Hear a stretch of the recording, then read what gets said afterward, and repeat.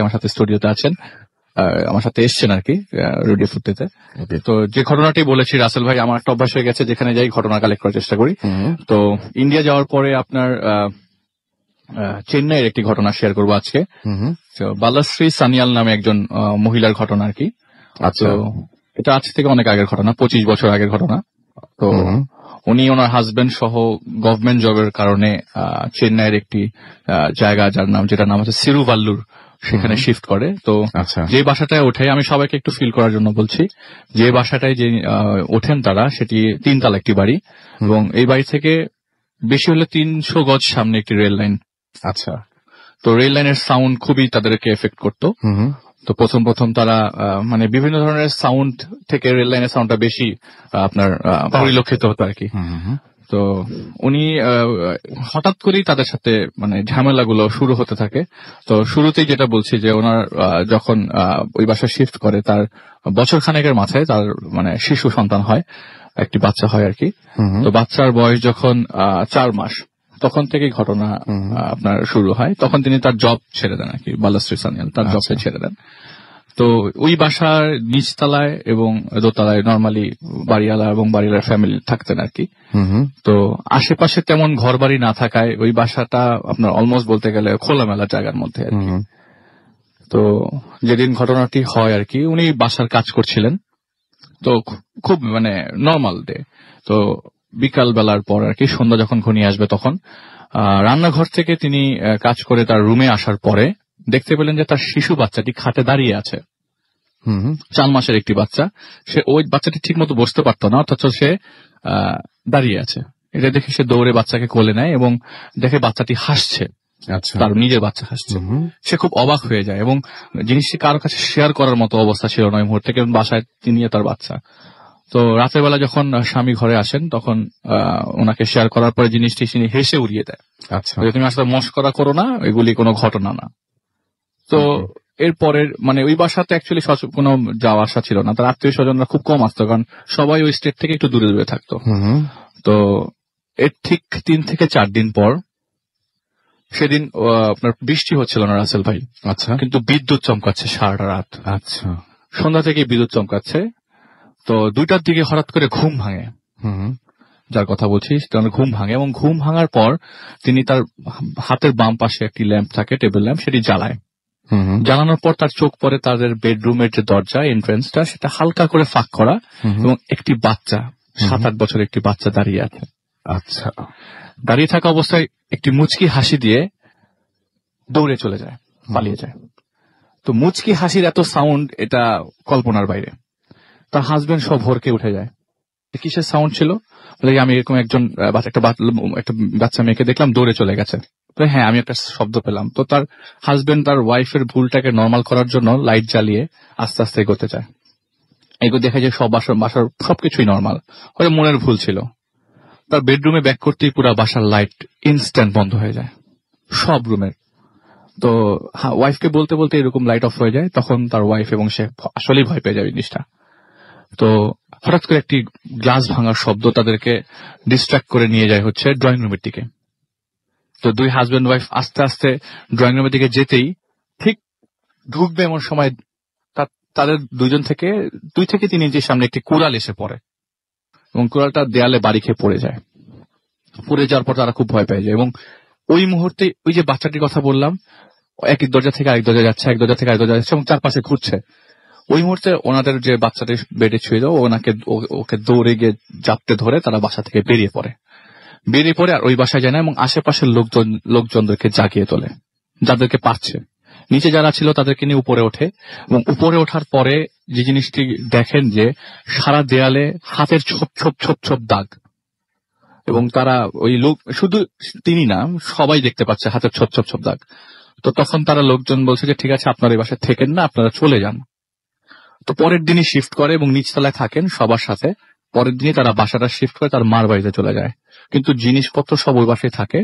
1 মাস পরে তারা মার বাসায় থেকে বাসা শিফট করে, যে জায়গাটা আজকে মানে বলতে যাচ্ছি, জায়গাটার নাম হচ্ছে থিরুভাল্লুভার নাগার, অনেকে চিনতে পারে। তো ওইখানে ওইটা বিচের কাছে বাসাটা। তো তখন এত মানে অর্গানাইজ ছিল না ওই জায়গাটা। তো তো বিচের কাছে বাসাতে যখন তারা ওঠে, বাসাটা দোতলা, তারা থাকতো দোতলায়, নিচতলায় কোনো মানুষ থাকতো না। ঘটনার ঘটে বাসাতে শিফট হওয়ার ঠিক 7 থেকে 8 দিন পর তারা রাত্রেবেলা ঘুমিয়েছিল এবং ওই দিন প্রচন্ড বৃষ্টি, রাসেল ভাই। সিজনটা তখন আর কি বৃষ্টির সিজন। তো প্রচন্ড বৃষ্টি পড়ছে, হঠাৎ করে রাত্রেবেলা ঘুম ভাঙে, এবং ঘুম ভাঙে তার স্বামীর। আচ্ছা। তো ঘুম ভাঙার পরে তিনি লাইট জ্বালাতে যান এবং কোনো লাইট জ্বালাতে পারছিলেন না। কিন্তু পায়ের মধ্যে রাসেল ভাই যে জিনিসটা লাগে, আঠা আঠা একটি ফিল হয় তার পায়ের ভিতরে। তিনি যত সামনে যায় এগোচ্ছে, অন্ধকারে কিছু বুঝছে না, কিন্তু মনে হচ্ছে যে পায়ের মধ্যে আঠা আঠা কিছু লাগছে। আচ্ছা। তো তিনি দেখে যে পুরা বাসার সুইচ জ্বালানোর পরও বাসার একটা সুইচেও কাজ করছে না, বাসাটা পুরো অন্ধকার হয়ে আছে। তিনি আবার বেডরুমে ব্যাক করে এবং তার টর্চটি নেয়। তো টর্চটি নেওয়ার পরও টর্চের দেখা যায় যে মানে আনফরচুনেটলি টর্চেরও ভেতরে কোনো পাওয়ার নাই। তিনি ওই হালকা আলোতে আবার এগোতে থাকে, যে জায়গায় মানে পায়ের ভেতরে আঠা আঠা লাগে সেই জায়গাটায় টর্চ যখন মারে দেখে যে একটি রক্তের দাগ, যেটি হেঁচকিয়ে টেনে নেওয়া কিছু একটা সাবস্টেন্স। তো তিনি তার ওয়াইফকে জাগিয়ে তোলে এবং ওই মুহূর্তে রাসেল ভাই তাদের হার্টের অবস্থা খুবই খারাপ। আচ্ছা। এবং দুইজনেরই মনে হচ্ছে যে এখনই পড়ে যাবে। তো দুই হাজবেন্ড ওয়াইফ ওই রক্ত দেখে এগোতে থাকে এবং জোরে জোরে চিল্লাতে থাকে যে বাঁচাও আমাদেরকে। তো দরজার দিকে নক করতে যায়, দরজা খুলতে যায়, কিন্তু দরজা খুলছে না, বাইরে দিয়ে কে জানি আটকে রেখেছে। এবং যখন রুমে ব্যাক করে বাচ্চাকে কোলে নেয়, ওই মহিলা কোলে নেওয়ার পরে যখন আবার দরজার দিকে মেইন গেটের দিকে যায়, ঠিক ওই মুহূর্তে দেখে দরজার ভেতরে একটি মানে দরজার আগে আর কি দেয়ালের মধ্যে একটি কুড়াল লাগানো, এবং কুড়ালের উপরে রাসেল ভাই আননোন একটি মাথা। ওকে। মাথা ওইখান থেকে রক্ত পড়ছে, ঝরে যায়, এবং ওইটা দেখে বাচ্চা সহ অজ্ঞান হয়ে পড়ে মহিলা। কিন্তু হাজবেন্ড তার চেষ্টা চালিয়ে যায়, কারণ শেষ চেষ্টা বাঁচতে হবে। এরকম কন্ডিশনে রাসেল ভাই থাকা সম্ভব না, এবং ফ্যামিলির ম্যাটার এটা দাঁড়িয়ে গেছে। দরজা ধাক্কাতে প্রায় 3-4 ঘন্টা দরজা ধাক্কার পর দরজা অটোমেটিক খুলে যায়। তখন ওয়াইফকে নিয়ে তিনি বাসার নিচে যান এবং দেখেন যে দূরে একটি ট্যাক্সি দাঁড়িয়ে আছে। সেই ট্যাক্সিতে ওঠার পর হাজবেন্ড ওয়াইফ দুজনেই বলতে পারে না সেটা কোথায় যাবে। হাত এরকম ভাবে কাঁপছে, এরকম সিচুয়েশন তো আগে কখনো হয়নি, এবং তারা কারো ক্ষতিও করেনি, কেন তাদের সাথে এরকম সিচুয়েশন ঘটছে। তো মুখ থেকে হঠাৎ করে ফসকে বের হয়, এখন কটা বাজে? বলে এখন 1:10 বাজে। ট্যাক্সিওয়ালা বলে 3 ঘন্টা 4 ঘন্টা এই যে দরজা ভাঙার যে চেষ্টা, তাহলে একটা কখন করলাম আমি, মাত্র 1:10 বাজে। এটা বলার পরে যা হোক, যখন মোটামুটি নর্মাল আসে, ট্যাক্সিওয়ালাকে দেখে বলে তার ডেস্টিনেশনে পৌঁছে দেওয়ার জন্য, এবং তিনি তার মার বাসায় শিফট হয়। তার মার বাসা তখন থেকে একটু কাছে, যে বালাশ্রী সানিয়াল বললাম ওনার মার বাসায় যেদিন শিফট হয় সেদিন থেকে টানা 7 দিন বৃষ্টি হয় রাসেল ভাই।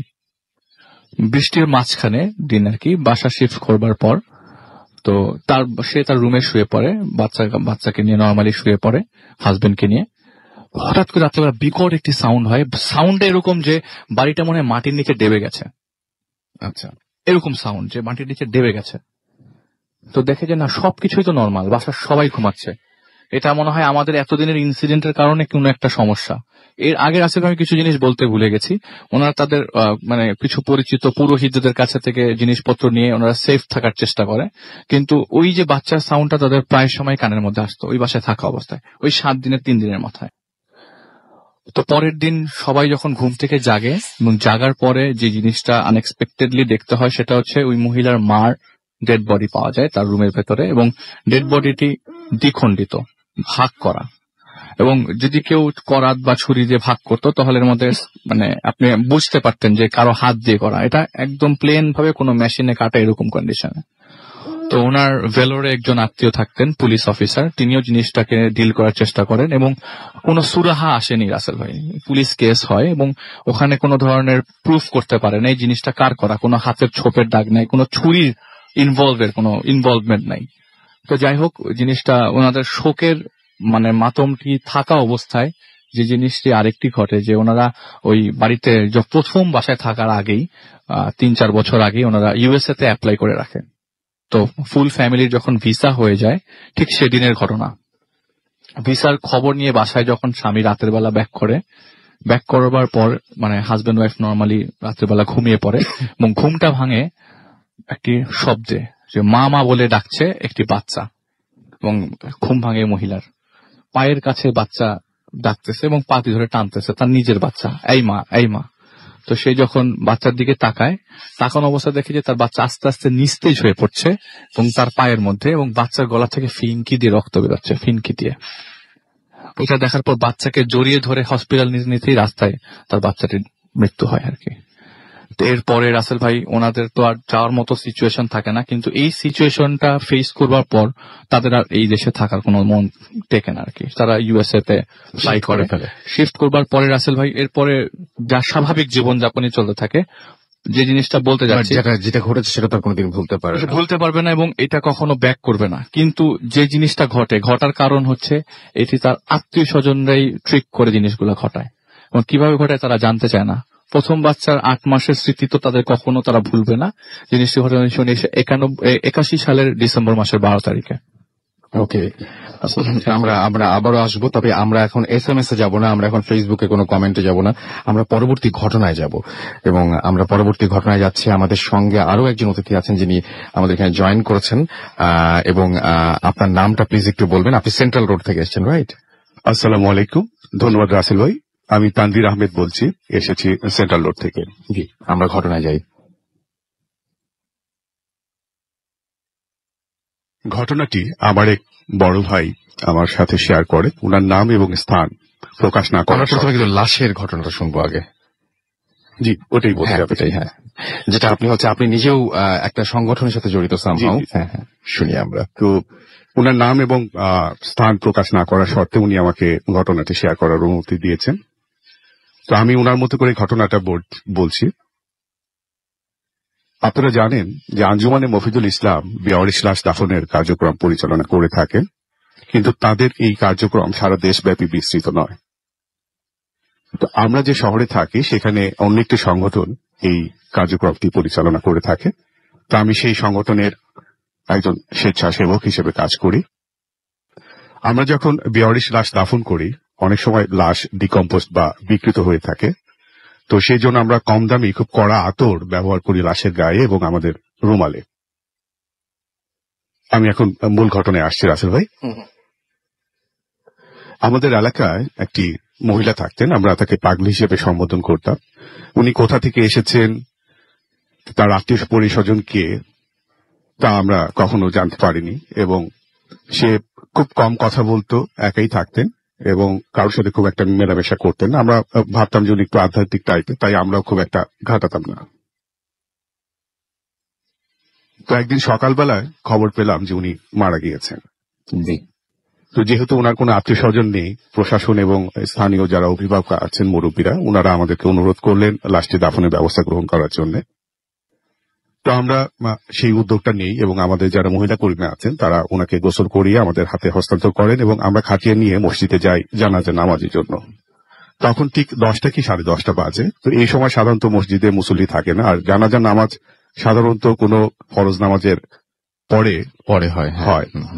তো 1:30 পর্যন্ত ওয়েট করাও আমাদের পক্ষে তখন সম্ভব ছিল না। তো আমরা ভাবলাম যে 8-10 জন যারা আছি, লাস্টে আমরা মসজিদের সামনে একটি ছোট মাঠ ছিল, সে মাঠে রেখে ইমাম সাহেবকে ডেকে নিয়ে আসি এবং ইমাম সাহেবকে অনুরোধ করি জানাজা পড়ানোর জন্য। তো ইমাম সাহেব রাজি হন এবং আমরা দাঁড়িয়ে পড়ি। এই সময় খেয়াল করলাম যে আমরা যখন জানাজার নামাজের জন্য দাঁড়িয়েছি এবং পুরো মাঠটা মুসল্লিতে ভরে গেছে, খুব নিঃশব্দে মুসল্লিরা এসেছেন এবং তারাও কাতারে দাঁড়িয়ে পড়েছেন এবং যথারীতি জানাজার নামাজ হয়। এবং নামাজের পরে দেখলাম যে একে একে সবাই চলে গেল। আমরা যারা 8-10 জন ছিলাম তারাই আছে এবং কেউ নেই, খুব নিঃশব্দে খুব দ্রুত তারা চলে গেল। তো যেহেতু কাজটা শেষ করতে হবে, আমরা খাটিয়ে নিয়ে গোরস্থানে যাই। কবর আগে প্রস্তুত করা ছিল। আমি এবং আমার এক ছোট ভাই আমরা কবরে নামি, আমি মাথার দিকে এবং ভাইটি পায়ের দিকে। খাটিয়া থেকে আমরা লাশটি নামাই, কবরের মাটিতে আমরা শুয়ে দিই। আমি যখন মাথার কাছে বাঁধনটি খুলি তখন খুব মিষ্টি হালকা একটি সুঘ্রাণ আমি পাই। পুরো কবর জুড়ে সেই গন্ধটি ছড়িয়ে পড়ে এবং খুব ভালো লাগে, একটা অনুভূতি আমার হয়। তো নিচে যে কাজগুলো আছে সেগুলো শেষ করে আমরা উপরে উঠি এবং মাটি দিয়ে বাসায় চলে আসি। রাতের বেলায় যখন আমি শুয়েছিলাম, হঠাৎ করে আমি সারাদিন কি করেছি সেটা রিকল করার চেষ্টা করি। তো আমার দুটো পয়েন্ট হঠাৎ করে মাথার মধ্যে ক্লিক করে যে আচ্ছা, আমি যে আজকে কবরের ভেতরে যে সুঘ্রাণটা আমি পেলাম, সেই গন্ধটা আর আমরা যে কড়া আতর ব্যবহার করি দুটোর সাথে কোনো মিল নেই। এটা অনেক হালকা এবং খুব মিষ্টি ছিল। এবং যখন জানাজার নামাজ পড়ি তখন যে মুসল্লিরা এসেছিলেন সেই মুসল্লিরা খুব নিঃশব্দে এসেছিলেন এবং খুব নিঃশব্দে তারা খুব দ্রুত চলে গিয়েছিলেন। আমি এই এলাকার স্থানীয়, আমি তাদের চেহারা রিকল করার চেষ্টা করলাম, কিন্তু আমি তাদের চেহারা আমি মনে করতে পারলাম না। তাহলে তারা কারা ছিল?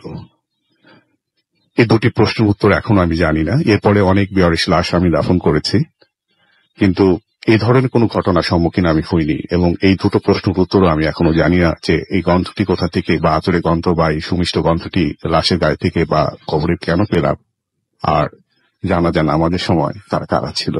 তার মানে একটা জিনিস খুব পরিষ্কার যে যারা এখানে লাশ আপনার যে মানে দাফনের করার সময় যে আতরটা ব্যবহার করা হয় সেটা সবসময় একই আতর ব্যবহার করা হয়। জি রাসেল ভাই, আমি পরে আমাদের যে সংগঠনে যারা দায়িত্বশীল আছেন তাদের সাথে আমি এটা ক্রস চেক করেছিলাম যে আমরা কি আতরের ব্র্যান্ডটা কি চেঞ্জ করেছি কিনা, কিন্তু তারা আমাকে কনফার্ম করেছে যে না, আমরা ব্র্যান্ডটা চেঞ্জ করিনি, যে আতরটা রেগুলার আমরা ব্যবহার করি সেটাই তখন ব্যবহার করা হয়েছিল। আচ্ছা, অনেক ধন্যবাদ আপনাকে। আসলে ব্যাপারটা এরকম যে কিছু কিছু ঘটনা আছে, কিছু কিছু ব্যাপার আছে যে ব্যাপারগুলো একটা একটা আলাদা ধরনের একটা পরিবেশ তৈরি করে। আতর শব্দটা শুনলে আমার কাছে অনেক কিছু মনে আসে, অনেক ঠিক একইভাবে অনেক পবিত্র কোনো কিছু যেমন মনে হয়, সেই সাথে মনে হয় যে কাউকে হারানোর বেদনা, কেউ চলে যাচ্ছেন, এরকম অনেক কিছু আমার সাথে একসাথে মনে হয়।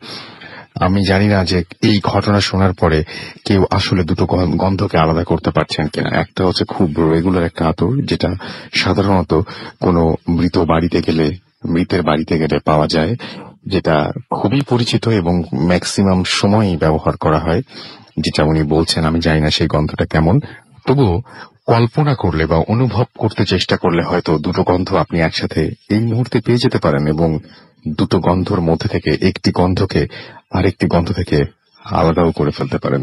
এই প্রশ্নের উত্তর আমাদের কাছেও নাই, এবং এই প্রশ্নের উত্তর আমাদেরও জানা নেই যে আসলে কেন এরকম ঘটলো। এটা তো খুব পরিষ্কার যে আতর ব্যবহার করাই হয়নি তার সুগন্ধ আসাটা খুব বেশি একটা স্বাভাবিক কিছু না। আমরা জানি না, অনেক কিছুর প্রশ্নের উত্তর আমাদের অজানাই থেকে যায়, আর অজানা বলেই কখনো কখনো খুব বেশি ভয়ের। আমি দেখতে পাচ্ছি আমাদের এখানে অনেকেই SMS করছেন, বা একটু SMS পড়ি। হিমেল চৌধুরী গাজীপুর থেকে আমাদের SMS করেছেন, এবং তিনি বলেছেন তার এটা হচ্ছে ফেভারিট, তার হচ্ছে রেডিও স্টেশন এবং তার সবচেয়ে পছন্দের প্রোগ্রাম, এবং তিনি লিখেছেন কিপ ইট আপ। আমাদেরকে FM ফুর্তি মুন্না রাজশাহী কাটাখালী থেকে লিখেছেন যে স্টোরিগুলো তার কাছে ভালো লাগছে। আমাদেরকে দেখতে পাচ্ছি যে আমাদেরকে রিসান বাড্ডা থেকে SMS করেছেন, এবং তিনি এবং তার ফ্রেন্ড সাকিব আমাদের সাথে আছেন। আকাশ এবং সাদিয়া মিরপুর 2 থেকে আমাদের সাথে আছেন, এবং আমাদেরকে তানিশা শুনছেন ময়মনসিংহ থেকে, জুয়েল শুনছেন আমাদেরকে গোয়ালা বাজার থেকে, সিলেট গোয়ালা বাজার।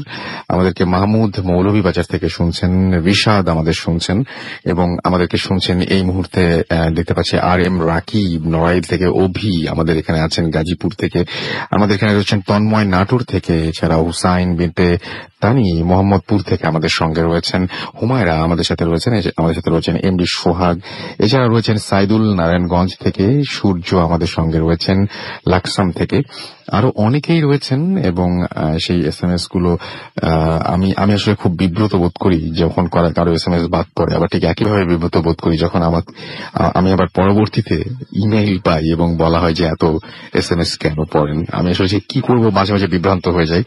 জ্যাকলিন নাটোর টিভি সেন্টার থেকে আমাদের SMS করেছেন, SH আবরার আমাদের এখানে হাজারিবাগ থেকে SMS করেছেন, ফয়সাল কুষ্টিয়া থেকে SMS করেছেন, বাপ্পি তালুকদার আমাদের এখানে SMS করেছেন, রিদওয়ান লালবাগ থেকে SMS করেছেন, রোমান আমাদের এখানে SMS করেছেন, আকাশ এবং সাদিয়া SMS করেছেন, আল মামুন এছাড়াও SMS করেছেন পিয়াস সহ আরো অনেকে। আপনি যদি SMS করতে চান মোবাইলের মেসেজ অপশনে গিয়ে টাইপ করুন ফুর্তি, FORTI ফুর্তি, স্পেস দিয়ে লিখুন আপনার নাম, স্পেস দিয়ে আপনার মেসেজ, পাঠিয়ে দিন 9840 নাম্বারে। আমাদেরকে ইমেইল করতে চাইলে আমাদের ইমেল অ্যাড্রেস হচ্ছে bhutfm@radiofurti.fm, which is bhtfm@radio.fm। আপনার নাম, ঠিকানা এবং ফোন নাম্বার সহ আপনার জীবনে ঘটে যাওয়া সেরা ঘটনাগুলো পাঠিয়ে দিন আমাদের কাছে। এছাড়াও যারা ফেসবুক আমাদের সাথে কানেক্টেড থাকতে চান, চলে যান www.facebook.com/radio.furti অথবা চলে যান www.facebook.com/bhutfm.russell। চলে যাবো একটা ছোট্ট বিরতিতে, এবং বিরতির ছোট্ট না বড় এটা অবশ্য আমার চাইতে ভালো মাসুম বলতে পারবে। যাই হোক, আমাকে আশ্বস্ত করেছেন যে ছোট্ট বিরতি, এবং এই ছোট্ট বিরতির মাঝে আমি জানি যে যতটা বেশি আপনারা এসএমএস করবেন, যতটা বেশি নেক্সট ঘটনার জন্য ওয়েট করবে, তার চেয়ে বেশি আমাকে গালাগালি করবেন। কিচ্ছু করার নাই, যাচ্ছে একটা ছোট্ট বিরতিতে। স্টে টিউনড টু রেডিও ফুর্তি এন্ড ডোন্ট স্টপ দ্য ফুর্তি। পারলে মাফ করে দিন। ভূত এফএম tonight.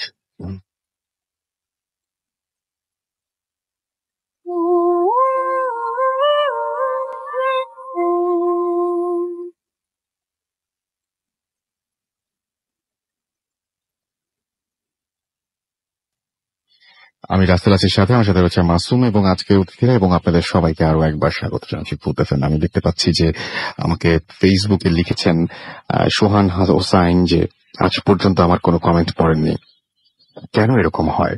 আসলে এরকম তো হওয়ার কথা না, এই জন্য এরকম হবেও না। এই যে পড়ে ফেলেছে আপনার কমেন্ট, আসলে চিন্তা করেন, আপনি যদি ফেসবুকে লিখছেন, আপনি দেখতে পাচ্ছেন কতগুলো কমেন্ট এখানে রয়েছে, সবগুলো যদি পড়তে চাই তাহলে আর কারো সুযোগ পাওয়া সম্ভব হবে না। ডক্টর আলিফ আমাদের এসএমএস করেছে, ডক্টর আলিফ সম্পর্কে এসএমএস করেছেন যে তিনি হচ্ছে ফাহিম লিখেছেন যে ডক্টর আলিফ থ্যাঙ্কস আপনার স্টোরির জন্য, ভাল লাগছে ভাই। এছাড়াও আরো অনেকেই আমাদের এখানে কমেন্ট করেছেন ফেসবুকে, আমরা দেখতে পাচ্ছি, এবং আপনারা অনেকে কিন্তু আমরা রিপ্লাইও পান যারা এখানে করেন রেগুলার কমেন্ট। আপনি দেখেছেন যে আমি সপ্তাহের মাঝখানে বা কোনো একটা সময় আবার রিপ্লাই দিতে পড়ি সেগুলো। আমাদেরকে লিখেছেন ওবায়দুল্লাহ এখানে, যে রাসেল ভাই কেমন আছেন? আমি সবসময় ভালো আছি এবং সবসময় ভালোর দলে। আমাদেরকে পপল চৌধুরী লিখেছেন যে অনেকদিন পর শুনতে বসলাম, দেখা যাক কেমন লাগে। কেমন লাগছে ভাই একটু আমাদের জানান প্লিজ। আমাদেরকে আরিফিন রিয়াদ লিখেছেন কিছুটা ভয় লাগছে। যাই হোক, আমরা চলে যাব আমাদের ঘটনায়, এবং এই মুহূর্তে আমাদের এখানে রয়েছেন বাবু ভাই। আমি বলেছিলাম যে বছরের প্রথম শো তো, সুতরাং আপনারা যারা বেশি আগ্রহ প্রকাশ করেছেন যাদের জন্য তারা আছেন, এবং সবচেয়ে বেশি যে দুটো নাম এসছে তারা দুজনই এখানে আছেন, ডক্টর আলিফ এবং বাবু ভাই। সো আমরা ঘটনায় যাই। বাবু, আমরা কোথাকার ঘটনা শুনছি? এটা হচ্ছে আপনার এই নর্থ বেঙ্গলের ওদিকটার ঘটনা। হ্যাঁ, নর্থ বেঙ্গলের একটা গ্রামের ঘটনা। চলে যাবো কাহিনীতে। জি প্লিজ। তো এই কাহিনীটা হয় একটা গ্রাম, সেখানে ওই গ্রামে আপনার বিদ্যুৎ পৌঁছায়নি তখনও, এখনো নাকি খুব ওয়াইডলি ওই এলাকায় বিদ্যুৎ আসেনি আর কি। আর তখন একদমই ছিল না আর কি, খুবই অন্ধকার। সন্ধ্যা 7টা-8টার সময় মানুষ ঘুমায় যেত গ্রামে। তো ওই গ্রামে মানুষ বলতো যে এখানে বাগডাসের উপস্থিতি আছে, এবং সবচেয়ে আশ্চর্য ব্যাপার, বাগডাস হচ্ছে রাসেল ভাই, এটা হচ্ছে এক ধরনের ছোট মেছো বাঘ টাইপের একটা জিনিস। আচ্ছা, মানে আমরা যেটাকে মেছো বাঘ বলি, হ্যাঁ, তো সেটাকে বাগডাস বলে সব অঞ্চলে। গায়ে ডোরা কাটা বিড়ালের মতো, আর বড় সাইজটা শিয়ালের মতো প্রায়। তো ওখানে ছিল বাগডাসের মানে বেশ উপদ্রব, এবং ওরা যেটা বলতো যে গ্রামের যে গোরস্থান সেখান থেকে নাকি বাগডাস লাশ খেয়ে যেত। বাগডাস কিন্তু রাসেল ভাই লাশ খায় না, এটা বাগডাসের নেচারের মধ্যে পড়ে না। আচ্ছা, হ্যাঁ, বাগডাস সম্বন্ধে এরকম মানে বদনাম অনেক জায়গায় আছে যে বাচ্চা চুরি করে নিয়ে গেছে গ্রাম থেকে, এরকম বদনাম আমি শুনেছি। বাট লাশ খাওয়ার কথাটা মানে এটা একটা মানে বেশ বড় একটা জিনিস। আচ্ছা, কিন্তু ওই গ্রামে এটা প্রচলিত ছিল যে বাগডাস নাকি কবর থেকে লাশ খায়। এমনকি অনেক দেখা যাচ্ছে একটা হিন্দু বাড়িতে, ওখানে হিন্দু প্রাধান্য ছিল আবার অঞ্চলটাতে। তো একটা হিন্দু বাড়িতে ধরেন আপনার একজন মারা গিয়েছে, রাত্রেবেলা ওরা লাশটাকে পাহারা দিয়ে রাখছে, দিনের বেলাটাকে দাহ করবে। দেখা যাচ্ছে যে ওইখানেও মানে একটা খুব অল্প সময়ের ব্যবধানে লাশটার বেশ কিছু অংশ কেউ খেয়ে চলে গেছে, এরকম একটা জিনিস প্রচলিত ছিল। তো ওরা মনে করতো এটা বাগডাসের উপদ্রব, এবং রাতের বেলা নাকি অনেক চলাফেরাও করতে দেখতো। এবং বাগডাস কখনো আপনার দলবদ্ধভাবে চলে না শিয়ালের মতো, তো ওরা নাকি একসাথে 2 বা 3টে বাগডাস একসাথে দেখে, এরকম কথা ওখানে প্রচলিত আছে। তো যাই হোক, তো ওই গ্রামের এক ফ্যামিলি, হিন্দু ফ্যামিলি, তো তাদের এক এরকম জ্যাঠা আর কি, বড় বয়স্ক আর কি, বয়োজ্যেষ্ঠ একজন। আচ্ছা, উনি মারা গিয়েছেন ওই বাসায়। তো রাতের বেলায় মারা গিয়েছেন, মানে আপনার তখন ওই গ্রামের সময় রাত 9টা-10টা এরকম। ওইটা নিশুতি রাত ওখানকার জন্য, কারণ ওখানে নাকি আপনার সন্ধ্যা 7টার দিকেই সবাই ঘুমিয়ে পড়তো খাওয়া দাওয়া করে। আর আজ থেকে ধরেন 30-40 বছর আগের কাহিনী, মানে অনেক পুরনো কাহিনী। তো এই রাতে ওখানে মানে পাহারা দেওয়ার কেউ নেই, ফ্যামিলিতে মানুষও খুব কম ছিল, 2 থেকে 3 জন, এবং বেশিরভাগই মহিলা ফ্যামিলি মেম্বার। তো ওদের মধ্যে যে বাসার মধ্যে যে মেয়ে ছিল মানে কম বয়সী, ওর বয়স ধরেন 13-14 বছর। তো শেষ পর্যন্ত কাউকে না পেয়ে ওকেই পাঠানো হয় আপনার ওই গ্রামের যে আপনার ওই একজন লোক যে আছে ক্ষেত পাহারা দেয় আর কি, ওনাকে নিয়ে আসার জন্য। কারণ ওদের আর কাউকে পাওয়া যাচ্ছে না যে ওখানে যে পাহারা দিবে বা লাশটার সাথে থাকবে এরকম। ভদ্র যে মহিলা, বাসার মহিলা, উনি ওখানে আছেন, ওই মেয়েটাকে পাঠাইছেন। তো মেয়েটা বাসার থেকে বেরিয়েছে রাতে এবং সে হেঁটে হেঁটে যাচ্ছে। তো রাস্তাঘাট দেখে মনে হচ্ছে আপনার বেশ মানে নিশুতি, কোনো মানুষ নাই, গা ছমছম করা অবস্থা, এবং তার ভয় লাগছে যেহেতু বাসায় মরা দেখে আসছে, তার জ্যাঠাকে মরা দেখে আসছে। তো তার মধ্যে বিশাল ভয়, হেঁটে যাচ্ছে। তো যেতে যেতে যখন ক্ষেতের কাছে আসলো, যেখানে একটা ছোট টঙের মতো করে ওই লোকটা থাকতো আর কি, সেই জায়গায় এসে তার কাছে বেশ ভয় লাগা শুরু করে। টংটাকে দূর থেকে দেখে তার কাছে মনে হয় যে অশুভ কিছু আর কি। তো যাই হোক, সে একসময় ক্ষেতের আইল দিয়ে নামে এবং আইল দিয়ে হাঁটতে থাকে। তো যখন হাঁটছে, কাছাকাছি টঙের থেকে কয়েকশো ফিট দূরে যখন আছে, তখন মনে হচ্ছে যে ওই টঙের আশেপাশে আপনার 3-4টা এবং প্রাণীর মতো, লাইক কুকুর বা সামথিং এরকম, মানে ঘোরাফেরা করছে, সাউন্ড করছে, গড় গড় করে সাউন্ড করছে, প্রচন্ড ভয় পেয়ে যাচ্ছে। মানে তার পুরোই ফ্রিজ। সে ওখান থেকে মনে করেন যে তার অবস্থাটা নড়াচড়ার মতো করার মতো না, এবং সে মনে মনে তার সেই কি মন্ত্র আছে, গায়ত্রী মন্ত্র, সেটা পড়েছে এবং সে দাঁড়িয়ে যায়। তো সে যখন নাকি দেখে যে ওই জিনিসগুলা, ওই ছোট প্রাণীগুলা ওর উপস্থিতি বুঝতে পারে যে কেউ একজন আসছে, তখন নাকি ওগুলো ছুটে ক্ষেতের মধ্যে হারিয়ে যায়। এই অবস্থায় ও ডাকা শুরু করে যে অমক কাকা, অমক কাকা। তো এরকম ডাক শুনে কোনো শব্দ হয় না, বাট ভেতরে মনে হচ্ছে যে ওই কুড়ে ঘরের ভেতরে যে টংটার ভেতরে নাড়াচাড়ার একটা আভাস পায়। তো তারপরে সে ভয় পেতে থাকে যে কাহিনীটা কি। তো আস্তে আস্তে পার্টি পেটে যায় কাছে যেয়ে সে চটা সরায়, দেখে যে ওই অন্ধকারের মধ্যে আবছা মানুষ বসে আছে। তো ডাক দেয়, ওই লোক বলে যে জি কি মা, কে তুমি, কে? বলতেছে যে আমি অমুক, আমাদের এই জ্যাঠা মারা গেছে, আপনি একটু যদি আসেন। তো সে তখন ওই যে কপি জ্বালায়, ওখানে কপি জ্বালায়, তাকে বলে তুমি দাঁড়াও আমি আসতেছি। বলে যে কাকা আপনার এখানে আমি বাগদাস দেখছি, অনেক লাশ খাদক, লাশ খায় যে। বলতে তুমি চিন্তা করো না, অসুবিধা নেই, ভয় পেও না, আমি আছি। তো সে বের হয়, হাতে লাঠি নিয়ে ওর সাথে আসে, এসে ওই বাসায় আপনার চলে আসে আর কি, আস্তে আস্তে হেঁটে ওই বাসায় আসার পরে ওই মহিলাও মনে হয় রিলিফ, এতক্ষণ লাশ নিয়ে একা ছিল, সে ভয় ছিল। তো যাক, ওদের যেসব সৎকারের কিছু কিছু সেগুলো ওরা চিন্তা করতে থাকে কি করবে না করবে। ওই লোককে ওই লাশটা উঠানের কাছে, কেন ঘরের মধ্যে রাখতে তারা আর ভয় পাচ্ছে, আবার ওই বাগডাসেরও ভয়। তো ওই লোককে দিয়ে ওদের যে উঠানের পাশে লাশটা রেখে ওনাকে পাহারা দিয়ে ওরা ভিতরে চলে আসছে। উনি বলতেছে যে চিন্তা করো না, আমি আসি বাইরে, আমি দেখবো, মানে এটা নিয়ে তোমাদের ভয় পাওয়ার কিছু নাই, আমি আসি, তোমরা যাও ভিতরে, মেয়ে মনের ভিতরে থাক। তো যখন শুয়ে আছে, ওরা বাসার ভিতরে চলে আসছে। তো এখন তো কারো ঘুম নেই, মন খারাপ, খুবই খারাপ অবস্থা। তো এরকম অবস্থায় মানে ঝিমুনি এসে পড়ছে, বেশ করে ওই মেয়েটার আর কি। ও এই ঝিমুনি অবস্থায় হঠাৎ করে রাত্রেবেলায় মানে বেশ অনেকক্ষণ পরে মানে শব্দ হচ্ছে, মানে কিছু মানে খস খস খপ খপ এরকম শব্দ, মানে ছিঁড়ে ফেলা এই ধরনের একটা শব্দ। তো ও বেশ হয়ে যায়, আপনার কাহিনীটা কি, মানে কি হচ্ছে উঠানে। এক সময় সে ওই বেড়ার পাশে কাঠের জানলা ছিল, ওইটাকে আস্তে করে খুলে উকি দেয়। তো উকি দিয়ে দেখে যে ভয়ঙ্কর একটা সিন। ওই যে সে যাকে নিয়ে আসছে ওখান থেকে, ক্ষেত থেকে, ওই ভদ্রলোক ওই লাশের হাতটা ছিঁড়ে মিড়ে খাচ্ছে এখানে মুখ দিয়ে দিয়ে, মানে খুব ভয়ঙ্কর একটা বিভৎস সিন আর কি। মানে সে খাচ্ছে এবং মানে আচ্ছা অন্ধকারে জিনিসটা আরো ভয়ঙ্কর লাগতেছে, মানে চেহারা দেখা যাচ্ছে না, কিন্তু মনে হচ্ছে, বোঝা যাচ্ছে যে দুইটা মানুষ বসা একজন একজনকে চিড়ে চিড়ে খাচ্ছে। তো সে ওটা দেখে চিৎকার করে ওঠে। চিৎকার করার পরপরই দেখা যায় যে খাচ্ছিল সে ফ্রিজ হয়ে যায়, থেমে যায়, এবং তার যে মা থাকে সেও ছুটে আসে, কি হয়েছে। সে জানলা টালনা খুলে কেউ নাই ওখানে। তো ওরা আর ওইখানে বের হয় না রাত্রে, ওখানে বসে থাকে, জেগেই থাকে তারা, তাদের মতো এই মন্ত্রযন্ত্র পড়ে বসে থাকে। এবং যখন ভোর হয়ে যায়, আলো আসে, তখন তারা বের হয় বাসার থেকে। তো বের হয়ে দেখে লাশের বিশাল একটা অংশই নাই এখানে, নাই, আর ওই লোকটাও নাই, লোকটাকে দেখেনি। তো ওনারা দিনের বেলা হয়েছে, ওনারা আরো মানুষকে ডাকে, আশপাশের কিছু বাড়ি, তারাও আসে, কি ব্যাপার। তো ওনারা বলে এরকম ক্ষেতের অমক অমক এই লোক এই কাজ করছে তাকে এসে। তো ওরা খুব মানে টেন্সড হয়ে যায়। তারা কি করে, ওই ইসে আসে, মানে ওই লোকের যে খেতে যে রুম ছিল সেখানে আসে, তাকে ধরবে। তারা চিন্তা করে এই লোকটাকে আসলে মানুষ না অন্য কিছু, বা পিশাচ বা সামথিং লাইক দ্যাট। ক্ষেতের টঙে আসে, এসে মনে করেন টঙের ইসে ঢোকার সময় তারা মাছির দেখে, ট্রেইল, মাছি যাচ্ছে। ওরা যায় সবাই যে পর্দা সরায় দেখে যে ওইখানেও আধা খাওয়া, ওই যে লোকটা আপনার টঙের কাজ করতো আর কি, ক্ষেত পাহারা দেওয়ার, তারও শরীর আধা খাওয়া ওখানে পড়ে আছে, মানে বিভৎস অবস্থা। তো একটা ভয়ঙ্কর সিন আর কি। তো ওই জিনিসটা দেখার পর তারা তো মানে হয়ে যায়, স্টান হয়ে যায়। So that guy was not there, মানে ওই লোকটাই গতকাল যায়নি, সামথিং ওয়াজ রং। এবং এরপর থেকে ওই গ্রামে নাকি মানুষ খুব ভয় পেত, বাগদাস আতঙ্ক তাদের অনেক দিন ছিল।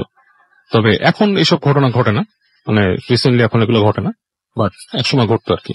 ওকে, অনেক ধন্যবাদ আপনার ঘটনার জন্য বাবু ভাই। আমরা একটা ঘটনা এবার আমরা পড়ে শোনাবো, যে ঘটনাকে একজন আমাদের লিসেনার ইমেইল করেছেন। দেখুন কেমন লাগে। পড়ছি। লিখেছেন, আসসালামু আলাইকুম রাসেল ভাই, আশা করি ভালো আছেন, কারণ আপনি সবসময় ভালোর দলে। ভূত এফএম এর সকল শ্রোতাদের জানাই অনেক শুভেচ্ছা। উনি দর্শক লিখেছেন, আমি শ্রোতা পড়লাম, বলে দিলাম। আমার নাম সোহেল, আমার দেশের বাড়ি ঢাকার কেরানীগঞ্জের কালিন্দী ইউনিয়নের নেকরোজবাগ গ্রামে। তবে চাকরি সূত্রে আমি এখন কুয়েতে থাকি। আমার পক্ষে কোনোভাবে স্টুডিওতে এসে আমার জীবনে ঘটে যাওয়া এই ঘটনা শ্রোতাদের শোনানো সম্ভব না। আমার ঘটনাটা অনেকের কাছে তেমন ভয়ঙ্কর মনে নাও হতে পারে, তবে এটা আমার জীবনে ঘটে যাওয়া সবচাইতে ভয়ঙ্কর ঘটনাগুলোর অন্যতম। আপনি যদি আমার ঘটনাটা পড়ে শোনান তাহলে অনেক খুশি হব। ঘটনা শুরু 1994 সালের কোনো এক সময়ে, যখন আমরা জিঞ্জিরাতে থাকতাম। সেই ঘটনা শেষ হয় 2014 সালের এপ্রিলে। 1984 সালের ঈদে আমার বাবা আমার 3 বছরের ছোট বোনকে একটি পুতুল কিনে দেন।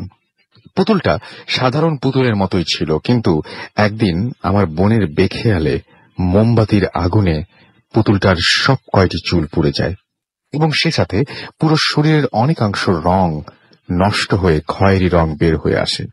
তখন পুতুলটা মোটেই দেখতে সুন্দর ছিল না। আমি আমার বোনকে তার পুতুলটা নিয়ে খ্যাপাতাম তার পুতুলের টাক হয়ে গেছে বলে। আমরা জিঞ্জিরাবাগের যে বাসায় থাকতাম, সেই বাসাটা পুরো বাসার ওপর একটি বিশাল আম গাছ ছিল, যার কারণে রাতের বেলা আমরা একটু ভয় পেতাম। একদিন আমি আমার বোনের জ্বলন্ত পুতুলকে সেই বাসার ছাদের ওপর ফেলে দেই। আমার বোন তার পুতুলকে না পেয়ে কিছুক্ষণ কান্নাকাটি করে। একসময় ছাদের ওপর থেকে পুতুলটা খুঁজে এনে আমার বোনকে দিয়ে দেয়া হয়, কিন্তু ছাদের উপর পুতুলের খুব কাছে একটি কালো বেড়াল মরে পড়েছিল। আমার কোনো একটি কারণে সেদিন রাতে অনেক খারাপ লাগছিল।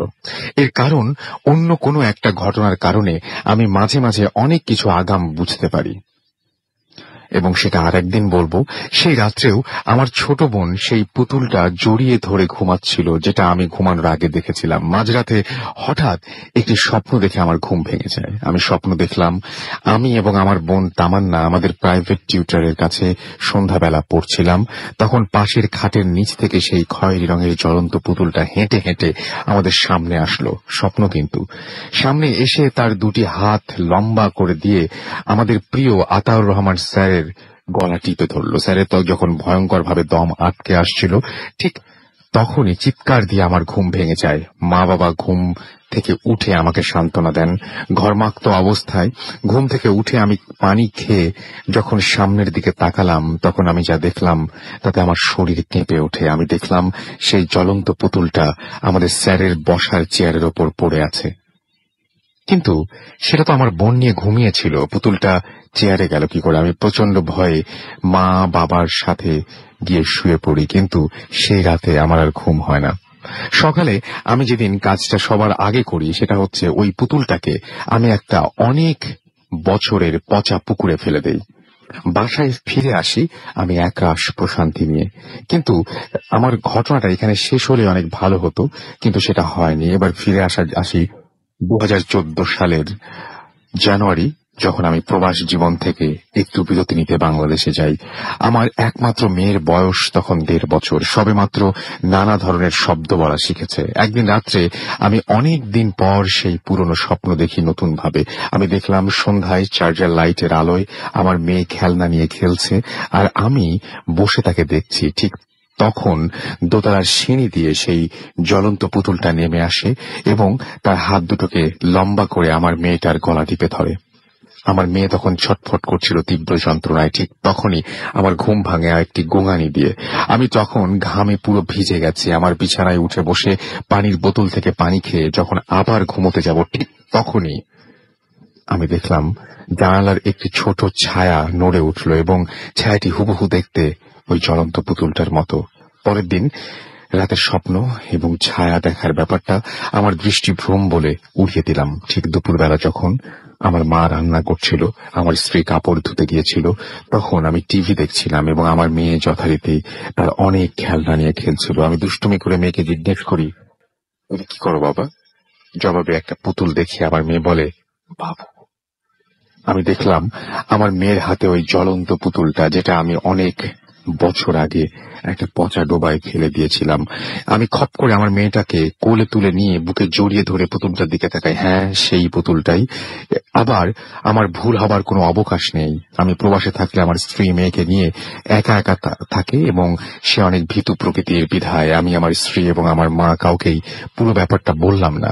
আমি পুতুলটাকে নিয়ে একটি পলিথিন ব্যাগে মুড়িয়ে আমাদের এলাকার বড় হুজুরের বাসায় হেঁটে যেতে শুরু করলাম। বিশ্বাস করুন, আমি ডান হাতে পুতুলটা যখন ধরে হাঁটছিলাম তখন আমি অনুভব করতে পারছিলাম পুতুলটা প্রচন্ড গরম হয়ে উঠছিল এবং ছোট শোল বা গজার মাছ যেভাবে শরীর মোড়ায়, পলিথিন ব্যাগের ভেতরটা ঠিক সেভাবে নড়াচড়া করছিল। যখন আমি হুজুরের কাছে গেলাম তখন হুজুরকে নক করার সাথে সাথে হুজুর দরজা খুলে বের হয়ে এলেন, যেন আমার জন্যই অপেক্ষা করছিলেন। এবং বলে রাখা ভালো, তিনি খুবই একজন কামেল ব্যক্তি। তিনি বের হয়ে বললেন যে 2 মিনিট। এর মাঝে হুজুর কাঠ জোগাড় করলেন, কি যেন একটা পরে বৃত্ত বানিয়ে সেই বৃত্তের মাঝে কাঠে আগুন জ্বালিয়ে সেখান থেকে পুতুলটাকে আগুনে ফেলে দিয়ে নানা রকম দোয়া পড়তে লাগলেন। এক সময় সব জ্বলে গেল, কিন্তু প্লাস্টিক পোড়ানোর গন্ধ ঠিক বোঝা যায় না, কিছু একটা পুড়ছে, কিন্তু আমি কোনো প্লাস্টিক পোড়া গন্ধই পেলাম না। আমি পেলাম পচা মাংসের গন্ধ। এরপর আর কোনো সমস্যা হয়নি এখন পর্যন্ত। এরপর কিছুদিন পর আমি আমার প্রবাস জীবন কুয়েতে ফিরে যাই এবং এখনো আছি। এই ছিল ঘটনা। যদি ভালো লাগে তাহলে পড়ে শোনাবেন। আমি পড়ে শোনালাম। ঘটনাগুলো এরকম টাইপের ঘটনা কিন্তু অনেক সময় ফিল্মে দেখা যায় এবং আমি জানি না যে সেই টাইপের ঘটনাগুলো কখনো কখনো মানুষের জীবন থেকেই নেয়া কিনা।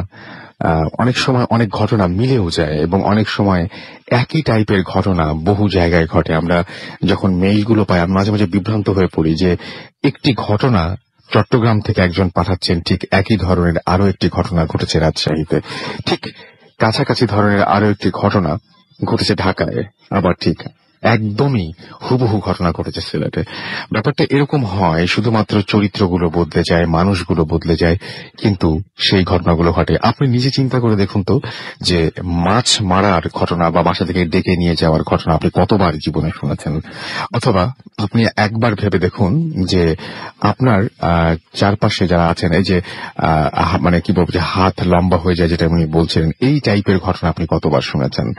তো যাই হোক, আমার কাছে মনে হয় যে এরকম যাদের কাছে এই ঘটনা রয়েছে, অনেক সময় আপনারা সেই ঘটনাগুলো নিয়ে বসে থাকবেন না, আপনারা সরাসরি পাঠিয়ে দিবেন এবং আশা করছি যে আমাদেরকে আপনারা SMS করে জানাবেন যে ঘটনাটা আপনাদের কাছে কেমন লাগলো। ওকে, ফাইন, আমরা ছোট বিরতিতে যাব এবং বিরতির পরে আবারও ফিরে আসবো। সেই পর্যন্ত আশা করব যে আপনারা আমাদের সঙ্গেই থাকবেন এবং আরো জমজমাট কিছু ঘটনা আপনাদের জন্য অপেক্ষা করছে সে বিষয়ে আপনাদের নিশ্চিত করতে পারি। এবং এটা হচ্ছে এখন হচ্ছে আপনাদের একটু পরবর্তী ঘটনার জন্য অপেক্ষার বেলা, তাদের একটা বিজ্ঞাপন বিরতি, আমাকে গালাগালি দেওয়ার সময়, এবং আমি গালাগালি খাবার জন্য পুরোপুরি প্রস্তুত হয়েই চলে যাচ্ছি বিজ্ঞাপন বিরতিতে এবং ফিরে আসছি একটু পরে। ইন দ্য মিন টাইম যদি চান SMS করতে পারেন, কানেক্টেড থাকতে পারেন আমাদের ফেসবুক পেজে, which is www.facebook.com/radio.futti, www.facebook.com/bhutfm.russell। এছাড়াও আপনারা ইমেল করতে পারেন। আমাদের ইমেল অ্যাড্রেস হচ্ছে bhutfm@radiofutti.fm, স্পেলিংটি বলে দিচ্ছে BHWTFM@radiofutti.fm। আপনার নাম, ঠিকানা, ফোন নাম্বার সহ আপনার জীবনে ঘটে যাওয়া সেরা ঘটনাটি পাঠিয়ে দিতে পারেন আমার কাছে। Stay tuned to Radio Futti and don't stop the Futti.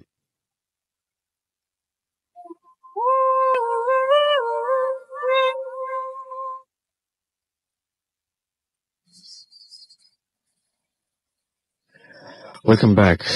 আবারও ফিরে এলাম আপনাদের কাছে এবং এসএমএস অনেক এসএমএস আছে। হিমেল চৌধুরী আমাদের লিখেছেন গাজীপুর থেকে যে আচ্ছা তার এটা পছন্দের স্টেশন, পছন্দের প্রোগ্রাম। আচ্ছা এটা তো আমি পড়েছি, আবারও এসছে এসএমএসটা। আচ্ছা পারিসা আমাদের এসএমএস করেছেন এবং আজকে ভূত এফএম অনেক ভয় লাগছে তার কাছে। রিয়া আমাদের চাঁদপুর থেকে লিখেছেন শুভ নববর্ষ। আমাদেরকে নিয়াজ মোর্শেদ লিখেছেন যে না পড়লে এটা আমার লাস্ট এসএমএস। ওরে মা, আমি কতগুলো এসএমএস যে পড়ি না, সবাই যদি এরকম মানে খেপে যান তাহলে আসলে আমার মানে বাজে অবস্থা হয়ে যেত। তানি ওয়াহিদ এবং ফারিফ চিটাগং থেকে আমাদের এসএমএস করেছেন এবং এসএমএস করেছেন আমাদেরকে নূর, আমাদেরকে এসে দেখতে পাচ্ছি স্টার্লিং লিটন মিরপুর 6 থেকে এসএমএস করেছেন সায়েম এবং নাইলা আমাদের এসএমএস করেছেন রেহান এসএমএস করেছেন আমাদেরকে দেখতে পাচ্ছি ইনফেমাস মস্কিউটো। ওকে, আমাদেরকে ছাড়াও দেখতে পাচ্ছি যে নাভিদ এসএমএস করেছেন আমাদের তন্ময় কাশফিয়া এসএমএস করেছেন, শামীম লাকসাম থেকে আমাদের এসএমএস করেছেন, সিয়াম আমাদের এসএমএস করেছেন, মানিক আমাদের এসএমএস করেছেন, দীপ্ত এবং নীলা, অন্তর আমাদের লালবাগ থেকে এসএমএস করেছেন আমাদেরকে দেখতে পাচ্ছি। এছাড়াও আরো অনেকে, আরিফ এবং তার ওয়াইফ দুলি আমাদের স্কাটন থেকে এসএমএস করেছেন, ফারহান আশুলিয়া থেকে এসএমএস করেছেন, ডিজে রাজা আমাদের এসএমএস করেছেন, আলভি এসএমএস করেছেন আমাদেরকে দেখতে পাচ্ছি উন্মাদ বনশ্রী থেকে। এছাড়া আরো অনেকেই আছেন, আমি একে একে আসবো এবং তার আগে একটা ঘটনা, আমরা নেক্সট ঘটনায় চলে যাব। ডক্টর আলিফ আছেন আমাদের সঙ্গে, আমরা পরবর্তী ঘটনায় যাচ্ছি। আচ্ছা আলিফ, এই ঘটনাটা কোথায় ঘটেছিল যদি একটু বলতেন? আমি আবারও বলি, রাসেল ভাই ইন্ডিয়ার ঘটনায় এসেছি আর কি। যা আমি যখন মুকুন্দপুর থেকে আপনার কলকাতার মুকুন্দপুর থেকে যখন মানে মার্কেট স্ট্রিট আর কি কলকাতা শহরের ভেতরে ওই জায়গায় যাই, যাওয়ার পরে একজন লোকের সাথে আমার কথা হয়, আগেও কথা হয়েছিল বাংলাদেশ থেকে, তখন যাওয়ার পর ওনার সাথে ডিরেক্টলি দেখা সাক্ষাৎ হয়। তো সাক্ষাতে তিনি বলেন যে আমি তোমাকে একটা জায়গায় নিয়ে যাব। তো সে নিয়ে যাওয়ার পরে আমাকে যে জায়গার ঘটনা আর কি, সেই জায়গায় যখন যাই তো যার ঘটনা তার কাছ থেকে শুনতে পাই আর কি। তো রুদ্র আগারওয়াল নামে একজন লোক ছিলেন আর কি ওখানে। তো ওনার বাসার ঘটনাটি রাসেল ভাই 21 দিনের ঘটনা। তো যেদিন ঘটনাটি ঘটে, এর আগে সবসময় যেরকম লাইফস্টাইল ছিল সেরকমই ছিল নর্মালি সবকিছু। তার ওয়াইফ, তার বড় মেয়ে আছে, মেয়েটি কলেজে পড়তো তখন, আর একটি ছেলে ছিল ক্লাস 4-এ পড়ে। ঘটনাটি শুরু হয় তার মেয়েকে দিয়ে। একটি কাজের ছেলে, মানে ঘরের অর্জব করার জন্য একটি ছেলে নিয়ে আসে ওই বাসায়। তো ছেলেটাকে অ্যাকচুয়ালি একটা লোক সাজেস্ট করে দেয় ওনাকে তো বাসায় নিয়ে যাওয়ার জন্য। তো ছেলেটি যেদিন বাসায় আসে ঠিক সেদিন থেকেই রাসেল ভাই ঘটনা শুরু। তো শীতকাল তো তখন, তো রাতের বেলা পড়ছিল মেয়েটি। তো পড়াশোনা করা অবস্থায় পানি খেতে ড্রয়িং রুম মানে ডাইনিং স্পেসে যায়। বাসাটি 4টা বেডরুমের, অনেক বড় বাসা, ওনার নিজের বাসা আর কি। তো ডাইনিং স্পেসে যখন পানি খেতে যায়, পানি খেয়ে আসার পরে যখন পড়তে বসা অবস্থায় দেখে যে খাটের থেকে কে জানি মানে মুভ করছে খাটের মধ্যে। তো তার খাটের দিকেই তার নজর যায়। নজর যাওয়ার পর দেখে যে তার খাটে একজন মানুষ বসে আছে। খুব সিম্পলি জোর একটা চিৎকার দেওয়া হয়, কিন্তু চিৎকারটা দেওয়ার কারণ হচ্ছে খাটের মধ্যে তার মতো একটি মানুষকে তিনি দেখতে পান, নিজের মতো। আচ্ছা ওকে। কিন্তু নিজের মতো মানুষকে দেখার পর যখন অজ্ঞান হয়ে যায়, এটি ওই দিনই থেমে থাকেনি। পরের দিনই ঠিক আবারও একই অবস্থায় তিনি ড্রয়িং রুমে মানে টিভি দেখতে যাচ্ছে বিকালবেলা।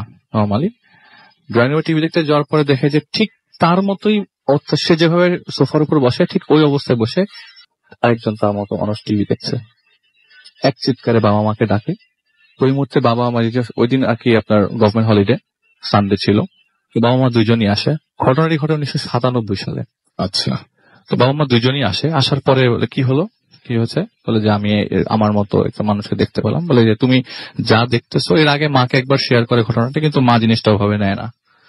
তো তুমি যা দেখতেছো সেটা খুবই মানে অ্যাবনর্মাল, এবং এটা তুমি জোর দিও না মাথার মধ্যে, তাহলে তুমি একটা সময় বিপদে পড়বা। তো 1 দিন 2 দিন পরপর 3-4 দিনে একই জিনিস দেখতে পাচ্ছে। বাথরুমের দরজা খুলে বাথরুমে ঢুকবে, দেখে বাথরুমের মধ্যে মাথা চুল আছে তার মতো একটি মানুষ। বারান্দায় গেছে, দেখে বারান্দায় গান শুনছে বড় একটা হেডফোনে, তার মতো একটি মানুষ। তো এরকম কন্ডিশনে থাকা অবস্থায় মেয়েটি আসলেই মানে মাথা খারাপ হয়ে যেতে থাকে, কোনো কাজে মন বসতে থাকে না। বাবা মাকে বিষয়টি আরো জোরালো ভাবে জানায়। তো বাবা মা তার ডাক্তারের কাছে নিয়ে যাওয়ার পরে, তখন কিন্তু রাসেল ভাই, ওই যে কাজের ছেলেটির কথা বলছিলাম আমি, আসল মূল পয়েন্ট কিন্তু ওটাই। ওর কোনো ইফেক্ট কিন্তু তখন আসেনি। যখন ডাক্তার দেখিয়ে এসছে, মেয়েটিকে যখন ঘুমের ওষুধ দেয় ডাক্তার, বলে যে তুমি এটা 1 সপ্তাহ খাও। তো ঘুমের ওষুধ খাওয়ার পর মেয়েটির লাইফস্টাইল নর্মাল হয়ে যেতে থাকে, কিন্তু এরপরে মূল ঘটনাটি শুরু হতে থাকে তার বাসার তার মার সাথে, যে রুদ্র আগরওয়াল বলেছি তার ওয়াইফের সাথে। ওই দিন সকালবেলা ইলিশ মাছ করছিল, তাদের ইলিশ মাছ খুব ফেভারিট পরিবারের সবার। তো ইলিশ মাছ কোটা অবস্থায়, মানে কাটার অবস্থায়, ওই সময় ছেলেটি বাজারের ব্যাগ নিয়ে আসে সাথে। তো বাজারের ব্যাগটি খুলতেই অনেকগুলো মাথা বেরিয়ে আসে, মানুষের মাথা। এটি দেখার পর ওনার মানে মাথা ঠিক থাকে না, এক চিৎকারে দৌড়ে এসে তার হাজবেন্ডকে ফোন দেয়। বাসা টেলিফোন থেকে অফিসে ফোন দেয়। আমার হাজবেন্ড কলকাতার পাওয়ার গ্রিডে চাকরি করতেন। সাথে সাথে ফোন দেওয়ার পর হাজবেন্ড সাথে সাথে বাসায় আসে। বলে কি হয়েছে বলে কি রান্নাঘরে নিয়ে যায়। রান্নাঘরে তো যাওয়ার মতো অবস্থা নেই। নিজেকে ছেলেটি যে ব্যক্তি বাজারের ব্যক্তি রেখে গেছে সেটি থেকে দেখো কি বেরিয়েছে, নর্মাল তরকারি বেরিয়েছে। কই কিছু তো ঘটেনি। বলে না, আমি মাত্র যে ইলিশ মাছ কিন্তু যেভাবে ছিল ঠিক সেভাবে মেঝেতে পড়ে আছে। আমি দেখলাম যে কয়েকটা মাথা বেরিয়ে আসছে মানুষের ব্যাগের থেকে। ওনার মানে মাথা পুরো খারাপ হয়ে গেছে। বলে না, আমি কিছুতেই বিশ্বাস করতে পারছি না, আমার নিজের চোখের সামনে। আমি তো ঘুমন্ত ছিলাম না, আমি কোনো স্বপ্ন দেখছি না, তো এটা তো আমার নিজের চোখের সামনে ঘটছে। ঠিক পরের দিন রাসেল ভাই, প্রচন্ড শীত। সকালবেলা ভোরবেলা তার হাঁটার অভ্যাস আছে মহিলার। হাঁটতে হাঁটতে যখন সকালবেলা একটা জায়গায় যায়, মানে হাঁটতে আর কি, একটা পার্কের মধ্যে, সেখানে হাঁটতে হাঁটতে তার একটা লোকের সাথে দেখা হয়। সেই লোকটা তাকে বলে যে আপনি তার লোকটার সাথে কথোপকথনে বলে যে আপনার হার্টের সমস্যা আছে, আপনি ডাক্তার দেখান। সে ডাক্তার দেখায়। তার কাছে যে আমার সাথে এখন আমার মেয়ের সাথে এতদিন এত ইনসিডেন্ট ঘটলো, এখন আমার সাথে এই ইনসিডেন্টটা ঘটছে, আমার কাছে মনে হয় যে জিনিসটাতে আসলে কোনো অ্যাবনর্মাল কিছু আছে। সে হার্টের দেখায়, দেখে যে তার হার্টে আসলে সমস্যা আছে। ওপেন হার্ট সার্জারি হয় মহিলার। ওপেন হার্ট সার্জারি যেদিন শেষ হয়, হসপিটালের ঘটনা রাসেল ভাই। হসপিটালের ভেতরে সে ঘুমাচ্ছিল, পাশে তার মেয়ে শুয়েছিল। হঠাৎ করে দেখে যে তার মানে হাতটা বেডের মধ্যে, হাতটার ভেজা লাগে। বেড মানে হসপিটালের যে বেডটাতে সে শুয়েছিল সেটা ভেজা লাগে। তো লাইট জ্বালাতে বলে তার মেয়েকে। লাইট জ্বালিয়ে দেখে যে হাতটি রক্তের মধ্যে পড়ে আছে, তার বুক থেকে রক্ত বেরোচ্ছে প্রথম। তো মেয়েও দেখে জিনিসটা, সাথে সাথে ডক্টরকে ডাক দেয়। যে ডক্টর বলে যেটা অ্যাবনর্মাল। আমরা তো পুরোটা মানে ওপেন হার্ট সার্জারি করলে বুকের মাঝখান দিয়ে স্টিচ থাকে, ওই স্টিচ ফেটে পাগলের মতো রক্ত বেরোচ্ছে, অনেক রক্ত বেরোচ্ছে। তো জিনিসটা কন্ট্রোলে নিয়ে আসে। বাসায় যখন সেফলি নিয়ে ব্যাক করেন, ব্যাক করার পরে আসল ঘটনাটা যেটি ঘটে রাসেল ভাই, উনি রান্না করছিলেন মানে কি, মানে রান্নার তদারকি করছিলেন। বাসায় রান্নার একজন মানুষ রাখা হয়। তো রান্নাঘরে যাওয়ার পরে দেখে যে সেই মানুষটির মাথা নেই রাসেল ভাই, কিন্তু সেটি কথা বলছে তার সাথে। এবং এই জিনিসটি ওই কাজের ছেলে থাকা অবস্থায় হচ্ছে। ওই ঘটনার পরে তার ওয়াইফ হাজবেন্ডকে আবার জানায়, বাসায় একটি তান্ত্রিক নিয়ে আসে এবং তান্ত্রিক কিছু রিচুয়ালস দেয় এবং এগুলি পালন করে। আর পালন করার পর 2-3 দিন কোনো সমস্যা হয়নি। সেদিন রাত্রের বেলা, যেদিন আসল ঘটনাটি ঘটে, সেদিন রাত্রের বেলা তিনি ঘুমোচ্ছিলেন। তো ঘুমোতে ঘুমোতে রাত্রেবেলা ঘুম ভাঙে। ঘুম ভাঙার পরে কিছু খাওয়ার সাউন্ড আসে। খাওয়ার সাউন্ডে আসতে থাকে ওই ছেলেটির রুম থেকে। গিয়ে দেখে যে মানে লাইট জ্বালিয়ে অন্ধকার, কি সাউন্ড আসতেছে কেন খাওয়ার থেকে, মনে করে যে চুরি করে কিছু খাচ্ছে নাকি। তো লাইট জ্বালিয়ে দেখে যে ওই ছেলেটি একটি মাথা চাবিয়ে খাচ্ছে। দৌড়ে গিয়ে হাজবেন্ডকে ডাক দেয় এবং ওনার বুকের প্রচন্ড ব্যথা উঠে যায়। হাজবেন্ড এসে দেখে কই সবকিছুই তো নর্মাল।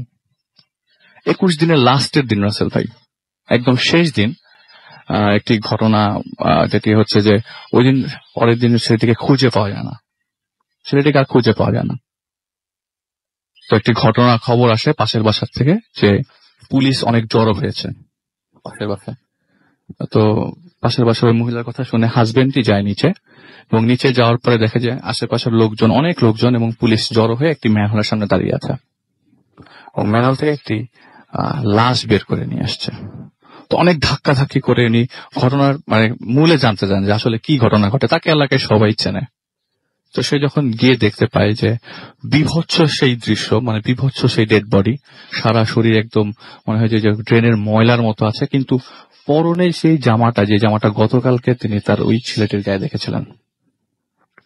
তো ডেড বডিটি ওই ড্রেন থেকে পাওয়ার পরে আর কোনো ধরনের ঘটনা ঘটেনি। কিন্তু মজার বিষয় যেটি যে ওই ডেড বডিটি বেওয়ারিশ ছিল এবং তিনি অবাক হয়ে যায় এবং বিষয়টি তিনি বাসায় কাউকে জানায় না। তো লোকজনের কাছ থেকে শুনতে পাই ওই বেওয়ারিশ লাশটি যখন মানে গন্ধ তো প্রচন্ড পচা দুর্গন্ধ, যখন পোড়াতে যায় পুরানো অবস্থা আর কি, কাঠগুলা সরিয়ে যে বিকট আওয়াজ হয় এবং অনেক জোরে একটি সাউন্ড হয়, যে মানুষের খুব জোরে কাউকে খুব কষ্ট দিয়ে মারা হচ্ছে এরকম একটি সাউন্ড খুব জোরে হয়, এবং আশেপাশে যে কাঠগুলার মাঝখানে ডেড বডিটা রেখে পোড়ানো হয়েছে সেই কাঠগুলা ছিটকে পড়ে যায়। এগুলি তার ওই এলাকার লোকজন যারা ওই ডেড বডিটাকে পুড়িয়েছে শ্মশানে নিয়ে যায় তাদের কাছ থেকে শোনে, কিন্তু বাসায় জিনিসগুলো শেয়ার করতে পারেনি। ডেড বডিটি ওই আপনার ম্যানহোল থেকে পাওয়ার পরে কিন্তু তাদের বাসায় কোনো ধরনের সমস্যা হয়নি। ডেড বডিটি কি আসলে 21 দিনের পুরনো ছিল? না, যখন ডেড বডিটি পোস্টমর্টেম করে নিয়ে যাওয়া হয় পোড়ানোর জন্য, ডেড বডিটি ডাক্তাররা বলে মিনিমাম 3 থেকে 4 মাস আগে ডেড বডি ছিল। অনেক 21 দিন তাদের সাথে কে ছিল ছিল। আচ্ছা, এখন এটা কি এটারই কোন ধরনের সংকেত কি যে এখানে ডেড বডিটার কারণে কি তাদের ইফেক্ট করেছে, বাকি তাদের সাথে ডেড বডির কোনো রিলেশনশিপ নেই, অথচ তাকে কিন্তু খুঁজে পাওয়া যায় না যে তাকে সাজেস্ট করেছে এই বাচ্চা ছেলেটাকে রাখার জন্য। ওকে, অনেক ধন্যবাদ আলিফ আপনার সেকেন্ড ঘটনার জন্য। আমরা এখন ফারনানের কাছে একটা ঘটনা শুনবো, আর ফারনান রেডি হতে হতে আমরা কিছু ফেসবুকে কিছু কমেন্টও পড়ে ফেলবো ইনশাল্লাহ।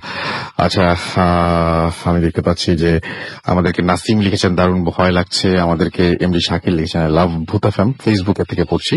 তৌফিক ইলাহি আমাদের লিখেছেন যে ফার্স্ট কমেন্ট করলাম, পড়েন না, আমাদেরকে লিখেছেন দেখতে পাচ্ছি রোহান যে কোথায় গেলে ভূত দেখা যাবে, ভূত দেখার অনেক ইচ্ছা, আমাদের সাথে চলে আসেন আউটডোর শোতে। কেউ অবশ্য এখনো পর্যন্ত দেখেনি, তবে আপনি হয়ে যেতে পারেন সেই প্রথম সৌভাগ্যবান। আমাদেরকে আর এইচ জয় লিখেছেন যে অনেক ভয় লাগছে। আমাদেরকে দেখতে পাচ্ছি কবির দ্বীপ লিখেছেন, তিনি খুলনায় আছেন এই মুহূর্তে, শুনতে পাচ্ছেন না, আমাদেরকে জানিয়েছেন সেটা। আমাদেরকে এছাড়াও রাজেশ মন্ডল আমাদের এখানে SMS করেছেন এবং তিনি বলছেন যে পুতুলের যে ঘটনাটা সেটা অনেক তার কাছে দারুণ লেগেছে। আমাদেরকে এছাড়াও জয়ন্ত রয় লিখেছেন বরিশাল থেকে, এবং আমাদেরকে এছাড়াও দেখতে পাচ্ছি আরো অনেকে এখানে কিন্তু কমেন্ট করেছেন। যাই হোক, আলিফ রেডি হয়ে গেছে, অনেকগুলো গল্প আসলে ভাই, সুতরাং মাঝখানে আসলে SMS এবং কমেন্ট পড়তে একটু ঝামেলা হচ্ছে। সো আমরা ঘটনা শুনি, যদি পারা যায় পরে যদি সময় পাই তাহলে একসাথে অনেকগুলো কমেন্ট অনেকগুলো SMS পড়ে ফেলবো। আমরা চলে যাই আমাদের নেক্সট যে গেস্ট সেই ফারনানের কাছে। ফারনান, কোথাকার ঘটনা এটা এবং কিভাবে কি ঘটেছিল এটা শুনুন। হ্যালো লিসেনার্স, আমি ফারনান। আর রাসেল ভাই, আজকে আমি এখন যে ঘটনাটা শেয়ার করব সেটা মূলত আমার নিজের এক্সপেরিয়েন্স করা, এবং এখানে একটা কথা বলবো, আমি তো অনেক আগে থেকে ভূতে ফেমে অনেক ঘটনা শেয়ার করেছি, কিন্তু এই স্পেসিফিক আমার যে নিজের যে এক্সপেরিয়েন্স, এই ঘটনাটা আমি কখনো শেয়ার করিনি। আসলে কখনো আমি ওই সাহসটাই ছিল না শেয়ার করার মতো। আমি যখন প্রায় 3 দিন আগে যখন বাবা ভাইকে ঘটনাটা শেয়ার করি, তো উনি আমাকে বলেন যে না, এই ঘটনাটা যেন আমি ভূতে ফেমে শেয়ার করি। তো দ্যাটস ওয়াই আজকে আমি ঘটনাটা শেয়ার করতেছি ভূতে ফেমে। তো আমি ঘটনায় চলে যাই। আমার ঘটনা যেটা, যখন 2007-এ আমি HSC শেষ করলাম, তখন যেটা হয় যে আমি UCC একটা ইউনিভার্সিটি ভর্তি কোচিং ছিল ফার্মগেটে, সেখানে ভর্তি হই, এবং কোন একটা পার্সোনাল কারণে যেটা হয় যে আমি আমার যে এই ফার্মগেটের শাখা থেকে ট্রান্সফার হয়ে সাভারের শাখায় ক্লাস করার জন্য যাই। তো দেখা যেত যে আমি আমার পুরান ঢাকা থেকে প্রায় সপ্তাহে 3 দিন ওখানে ক্লাস করতে যেতাম। তো কোন একটা কারণে যেটা হয় যে 1 মাস পরে ক্লাসটা আমি ছেড়ে দিই, এবং অ্যাজ এ রেজাল্ট যেটা হয় যে ওখানে কিছু লোকাল সাভারের ছেলেপেলের সাথে আমার খুব ভালো ফ্রেন্ডশিপ হয়ে যায় যারা আমার সাথে ক্লাস করতো। তো এর মধ্যে কয়েকজনের সাথে মোটামুটি আমার প্রায় রেগুলার কন্ট্যাক্ট হতো, কমিউনিকেশন থাকতো। কিন্তু এরপরে যেটা হলো যে 2007 থেকে আস্তে আস্তে 2010-এ আসলাম। তো 2010-এ তখন আমার একজনের সাথে খুব ভালো একটা কন্ট্যাক্ট ছিল। 2010-এ ওই সাভারে থাকতো একটা ছেলে, ও তখন জাহাঙ্গীরনগরে ভর্তি হয়ে যায়, আর তখন আমি আবার ACCA-তে ভর্তি হয়ে যাই। তো 2010-এর অক্টোবর 16-এ আমার একটা এক্সাম ছিল, এবং তখন যেটা হতো যে আমি ভোরের দিকে ঘুমাতে যেতাম রাত্রে। তো সেদিন 2010-এর অক্টোবর 14-এ আমি যেটা করি যে ঠিক ভোর 6টার দিকে ঘুমাতে যাই ভোরবেলা, এবং ঠিক সকাল 8:30 থেকে 9টার ভিতরে আমার ঘুমটা ভেঙে যায়, 2 থেকে আড়াই ঘন্টার মধ্যে আমার ঘুমটা ভেঙে যায়, এবং ঘুমটা ভাঙে একটা অদ্ভুত রকমের স্বপ্ন দেখি। এবং সেই ড্রিমটা ছিল এরকম যে আমি একটা নদীর পাড়ে বসা, একদম একা, এবং ওই নদীর পাড়ে বসা অবস্থায় আমি দেখতেছি যে নদীতে অনেকগুলা মানুষ একসাথে মারা যাচ্ছে ডুবে, এবং আমি তাদের আর্তনাদটা আমার এখনো মনে আছে। তারা যে মানে বাঁচার জন্য যে একটা শাউটিং করছিল, সেই সাউন্ডটা আমার এখনো মানে কানে বাজে। তো আমি একটা সময় এটা দেখতে দেখতে আমার মনে হলো যে আমি নিজেও মনে হয় ডুবে যাচ্ছি। তো ওই হঠাৎ করে স্বপ্নের ভিতরে এই জিনিসটা দেখতে দেখতে আমার ঘুমটা ভেঙে যায় এবং একদম আমি মানে বসে পড়ি, মানে ঘুম ভাঙার পরে বসে পড়ি। তো তখন আমি যেটা চিন্তা করলাম যে এটা হয়তো বা কোনো একটা মানে ব্যাড ড্রিম ছিল, যে কারণে আমি হইতেই পারে এরকম। তো সেদিন মানে কোনোভাবে দিনটা চোখ কেটে গেল। ঠিক সেদিনই মানে রাতের দিকে, রাত 10টার দিকে আমার একটা ফ্রেন্ড আমাকে ফোন করে বলল যে একটা অ্যাক্সিডেন্টের কথা আমাকে বলল, একটা অ্যাক্সিডেন্টের কথা শেয়ার করলো। এবং সেই অ্যাক্সিডেন্টটা ছিল ওই 2010-এর অক্টোবর 14-এ সাভারের একটা বাস অ্যাক্সিডেন্টের ঘটনা। ঠিক আছে, তো আমি বললাম যে না, আমি তো দেখিনি এখন পর্যন্ত, আমি টিভি অন করে পরে দেখবো। তো আমি যখন টিভি অন করে নিউজে দেখলাম যে হ্যাঁ, সাভারে একটা বাস অ্যাক্সিডেন্ট হয়েছে এবং যারা সাভারে মানে এখন যারা লিসেনার্স আছেন তারা সবাই এই অ্যাক্সিডেন্টের সাথে অনেক পরিচিত।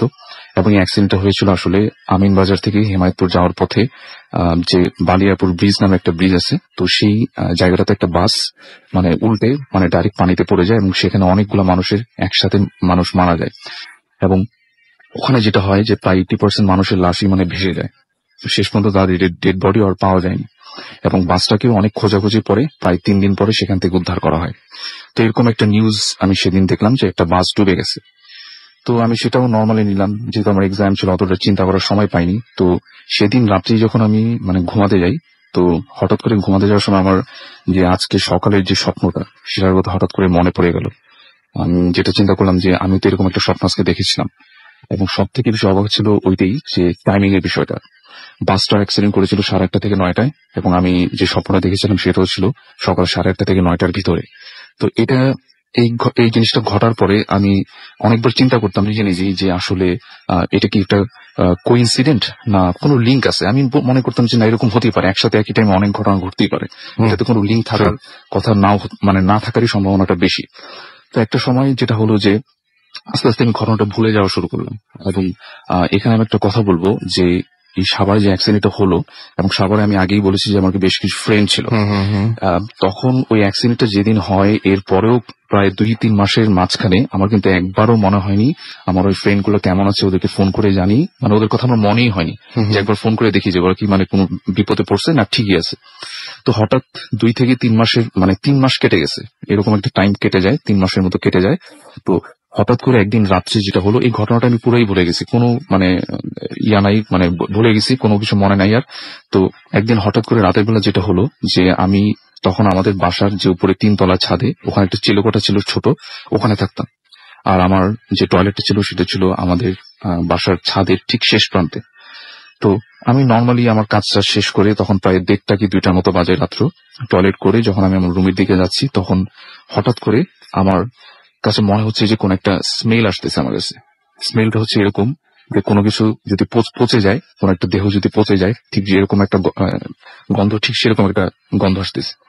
এবং এটা প্রথমে যখন আসলো আমার কাছে, তখন আমি মনে করলাম যে হয়তোবা কোনো ইঁদুর টিদুর বা কোন একটা অ্যানিমেলস হয়তোবা মারা গেছে আশেপাশে, ওখান থেকে আসতেছে।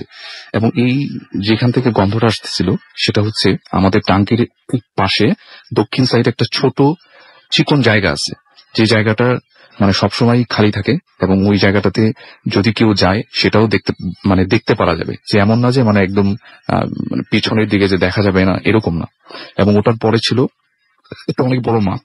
তো আমার কাছে মনে হচ্ছিল যে ওইখান থেকে কোন একটা এন্টিটি, আমি ছাড়া ছাদে কেউ একজন উপস্থিত, এবং মনে হচ্ছে যে আমাকে কেউ একজন দেখছে ছাদের মধ্যে। আমি কিন্তু ছাদে ভাইয়া মানে ওই স্পেলটা পাওয়ার পরে কিছুক্ষণ হাঁটাহাঁটি করি যে দেখি যে কিছু আছে কিনা, বাট আমার কেন জানি মনে হচ্ছিল যে আমার মানে ছাদের চারিদিক থেকে কেউ একজন আমাকে দেখার চেষ্টা করতেছে বারবার, মানে আমি ছাড়াও কোন একটা এনার্জি ছাদে তখন ছিল এরকম। হঠাৎ করে মানে সাথে সাথে না, মানে কিছুক্ষণ পরে আমার হঠাৎ করে একটা জিনিস হঠাৎ করে মাথায় আসলো, সেটা হচ্ছে যে আমি যে স্মেলটা পেলাম, এই স্মেলটা এর আগেও মানে যেটা আমার আগের একটা এক্সপিরিয়েন্স ছিল, সেটা হচ্ছে যে কোন একটা হিউম্যান বডি যদি পচে যায়, ঠিক যেরকম একটা স্মেল আসবে না, ওটা কিন্তু অন্যান্য সাথে কিন্তু সেম না, আসলে একটু ডিফারেন্ট থাকে হিউম্যান বডি পচে গেলে। ঠিক ওই হিউম্যান বডি পচে যাওয়ার যে স্মেল, সেই স্মেলটা আমার তখন মনে হয় যে না, এটা তো কোনো একটা হিউম্যান বডি পচে যাওয়ার স্মেল। তখন আমি প্রচুর ভয় পেয়ে গেলাম যে না, আর আমি আগে থেকে জানতাম যে তখন কোনো মানে ভেজা মাটির গন্ধ অথবা কোনো মাংস পচা গন্ধ আসবে, তখনই কোনো কিছু খারাপ কিছু বা কোনো প্যারানর্মাল কিছু একটা আশেপাশে আছে, এটা মানে এটা আগে থেকে জানতাম আর কি এরকম। তো এই স্মেলটা পাওয়ার সাথে সাথে আমার কাছে কেন জানি মনে হলো যে না, এখানে কিছু একটা অন্যরকম কিছু একটা আছে, প্যারানর্মাল কিছু, আমি ছাদে আর থাকা যাবে না। তো আমি যেটা করলাম যে তাড়াতাড়ি করে আমার রুমে চলে গেলাম। রুমে যে আমার যে যতগুলো উইন্ডো ছিল সবগুলো একদম ভালো মতো অফ করে একদম বিছানায় ঘুমাতে চলে গেলাম। মানে আমার তখন এত ভয় করতেছিল যে মানে আমি কিছু অন্য কোনো চিন্তাই করতে পারতেছিলাম না। আর এখানে আরেকটা কথা আমি বলবো, তখনও কিন্তু আমার মাথায় কোনো চিন্তা আসেনি যে আমার কোনো পরিচিত বা এরকম কোনো বা এই অ্যাক্সিডেন্টের কথা যেটা আমি একটু আগে শেয়ার করলাম, এরকম কোনো মানে চিন্তাই কিন্তু আমার মাথায় ছিল না তখন। তো আমি যখনই ঘুমাতে গেলাম এবং যখন আমি আমার চোখটা বন্ধ করলাম, তখনই আমার হঠাৎ করে আমার চোখে বেশি আসলো আমার একটা বন্ধু, যে বন্ধুটার সাথে আমার প্রায় রেগুলার কমিউনিকেশন হতো, সাভারে থাকতো, ওই ছেলেটার চেহারা। এবং সেদিন রাত্রে ভাইয়া আমি একটা মিনিটের জন্য ঘুমাইতে পারিনি। সকাল হয়ে গেল, ইভেন সেই চিন্তাই আমার মাথায় শুধু বারবার ঘুরতেছিল। অথচ 3টা মাস আমার মাথায় একবারের জন্য ওর কথা মাথায় আসেনি যে মানে ওকে একটা ফোন করি বা কিছু একটা। আমি বললাম একটু আগে যে আমি ওদের কারোর সাথে কমিউনিকেশন করিনি। হঠাৎ করে এই জিনিসটা আমার হঠাৎ করে মানে মনে আসলো এবং ওর চেহারাটি আমার ভাসতেছে। এবং আমি অনেক কষ্ট করে মানে সে রাতটা পার করলাম। পার করার পরে মানে আমি দিনের বেলা ঘুমাইলাম। তো ওই দিনটা কোনো মতে কেটে গেল। এর পরের দিনও ঠিক একইভাবে ওই স্মেলটা আমি আমার ছাদের পাশে পাই এবং আমার মানে রাত্রে ঘুমাতে পারি না। তো ওই দিন আমি যেটা চিন্তা করি যে না, আজকে আমি আমার ওই ফ্রেন্ডটাকে ফোন করবো। আসলে মানে আমি কেন ওর কথা কেন মনে হলো হঠাৎ আমার। তো আমি আমার ফোন বুকে গেলাম এরপর দিন সকালবেলা ওকে ফোন করার জন্য, এবং দেখলাম যে আমার ফোনে 6টা নাম্বার সেভ করা ওর নামে। কারণ ও আমাকে একের সময় এক একটা নাম্বার দিয়ে ফোন করতে আমি সেভ করে রাখতাম। আমি প্রত্যেকটা নাম্বার ট্রাই করলাম, প্রত্যেকটা নাম্বার ছিল অফ। তখন আমার হঠাৎ করে মনে হলো যে ও আমাকে আসলে TNT নাম্বার থেকে ফোন করছিল। ওই TNT নাম্বারটা হয়তো কোনো বই অথবা খাতার পিছনে আমি লিখে রাখছিলাম তখন। তো এটা আমি খোঁজাখুঁজি করলাম এবং সেটা এক সময় পেয়ে গেলাম আমি। তো পেয়ে যাওয়ার পর ওই TNT নাম্বারটাতে আমি ফোন করলাম। তো ফোন একজন রিসিভ করে, একজন ফিমেল ভয়েসের একজন। তো আমি বললাম যে আমার নাম ফারনান, আমি ওর ফ্রেন্ড। আমার ফ্রেন্ডটার নাম বললাম যে অনেকদিন ধরে ওর সাথে কন্ট্যাক্ট নেই এবং মাঝে মাঝে কন্ট্যাক্ট হতো, তো ও কোথায় আসলে। তখন ওই ফিমেল যে ভয়েস যে রিসিভ করছেন উনি আমাকে বললেন যে আসলে আমি ওর বড় আপু, আর তুমি কি ওর সাথে কি কন্ট্যাক্ট নাই তোমার? আমি বললাম যে না, আমার প্রায় 2-3 মাস কোনো কন্ট্যাক্ট নেই। তখন উনি আমাকে বললো যে ও আসলে এখন তো বেঁচে নেই, ও আসলে ওই যে সাভারে যে ইনসিডেন্টটা হয়েছিল সেটাতেও মারা গেছে এবং ওর লাশটা আমরা এখন পর্যন্ত খুঁজে পাই। তো তারপরে যেটা হয়, আমি সাথে সাথে ফোনটা রেখে দিই এবং আমি ঠান্ডা হয়ে যাই তখন, যেটা আসলে কি হলো এবং আমি যে সেদিন যে স্বপ্নটা আসলে দেখেছিলাম এটার সাথে আসলে কি লিঙ্ক। আমার আজকে মনে হচ্ছে যে আসলে হয়তো কোনো একটা লিঙ্ক ছিল। জানি না আসলে কেন আমি স্বপ্নটা দেখছিলাম, এখন আমার কেন আমি বিশ্বাস করি যে না, হয়তো কোনো একটা লিঙ্ক ছিল। এবং এটাই ছিল আজকে আমার ঘটনা। অনেক ধন্যবাদ ফারনান। আমরা একটা ছোট্ট বিরতিতে যাবো এবং আমাদের নতুন অতিথিরা আরো আছেন, তাদেরকে আমরা নিয়ে আসবো এবং আমরা একটু বিরতিতে যাই। Stay tuned, radio 50 and don't stop the food. ওনার মতো করে শেয়ার করছি। একবার ব্যবসার কাজে আমি ঢাকা আসি এবং সারাদিন কাজ করে ঠিক সন্ধ্যা 7:30টার দিকে আমি বাসে চড়ি। আমার গন্তব্য হচ্ছে টাঙ্গাইল। সেখান থেকে আমি করটিয়াতে নামবো এবং সেখান থেকে আমি বাসাইল যাব। বাসাইল আমার বাড়ি। তো বাস যথারীতি রওনা দেয়। 2-2.5 ঘন্টা জার্নি। তো ঘন্টাখানেক যাওয়ার পরে হঠাৎ করে রাস্তায় বাসটি বিকল হয়ে যায় এবং 2 থেকে 2.5 ঘন্টা আরো সময় বেশি লাগে বাসটি ঠিক হতে। ঠিক 12:30টার দিকে আমি যখন করটিয়া নামি, নেমে দেখি যে ওখান থেকে বাসাইলে যাওয়ার মতো কোনো যানবাহন নেই। রাস্তাটি তখন ইট বেছানো ছিল, সো রিক্সা এবং টেম্পো ছাড়া কিছু চলতো না। এত রাত্রেবেলা আমি একা এখানে দাঁড়িয়ে আছি, কিভাবে যাব সেটা ভেবে পাচ্ছি না। তো যেহেতু কিছু করার নেই, আমি হেঁটে রওনা দিলাম। তো আমি যাচ্ছি, গন্তব্য আমার প্রায় 5 থেকে 7 কিলোমিটার। তো আমি 5 কিলোমিটার অলরেডি চলে এসেছি। সামনে সেই বটগাছ এবং 3 রাস্তার মোড়টি পড়বে। তো আমি যখন 3 রাস্তার মোড়ে কাছাকাছি চলে আসি, বটগাছটার কাছাকাছি যখন আমি চলে আসি, পাশে কালী মন্দির, আমি খেয়াল করলাম যে বটগাছের মধ্যে কি যেন একটা ঝুলছে রাস্তার উপরে। সাধারণত বটগাছে বাকল থাকে, তো সেটা হতে পারে। তো আমি একটু ভয় পেলাম, তারপরও আমি এগিয়ে যাচ্ছি।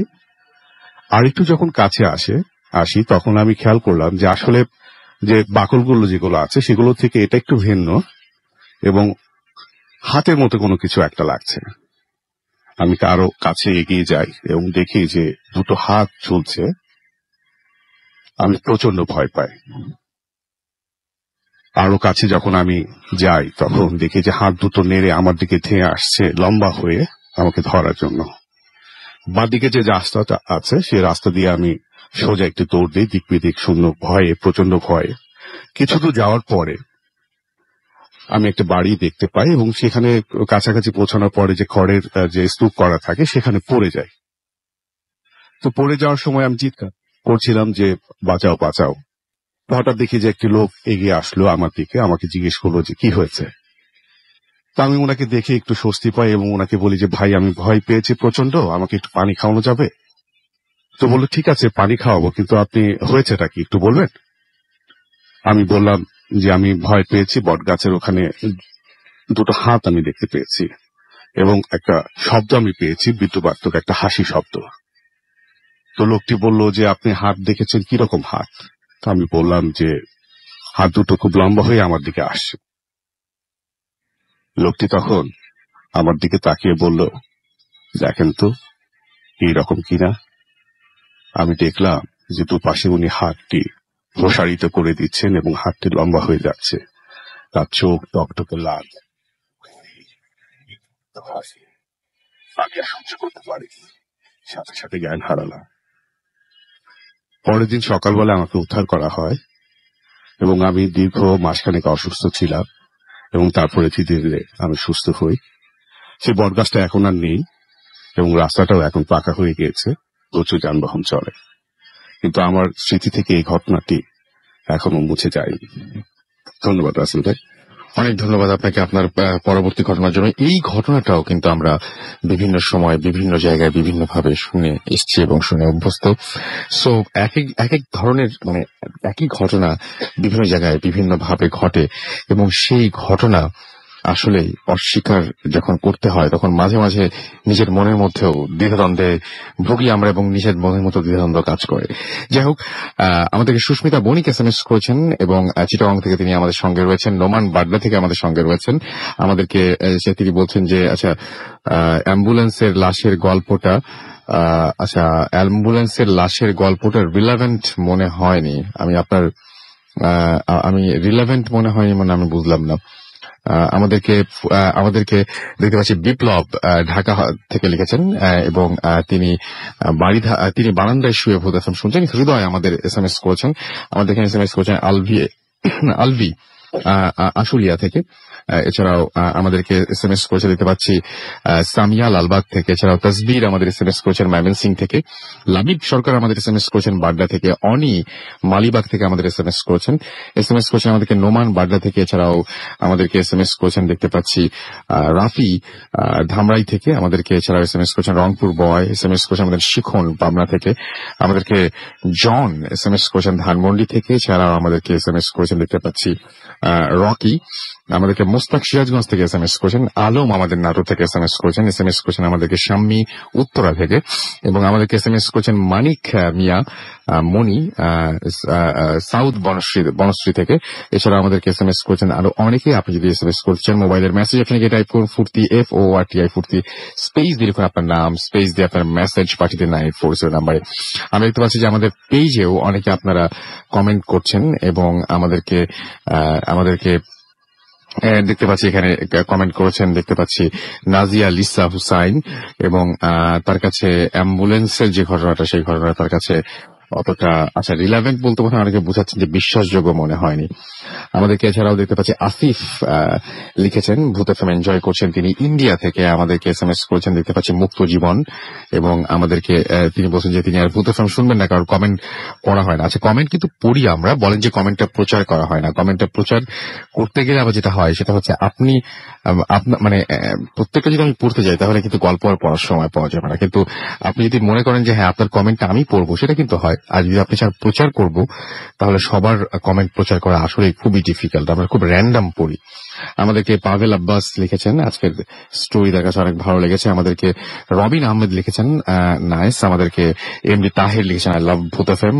আমাদেরকে মুন রূপা লিখেছেন, আজকের ভূত এফএম জোস হচ্ছে। এছাড়াও আরো অনেকে আমাদের এখানে কমেন্ট করছেন। আমাদের ফেসবুক পেজ আপনি তো ভিজিট করতে চান, চলে যান www.facebook.com/radio.furti, অথবা আপনি যেতে পারেন www.facebook.com/bhutfm.russell।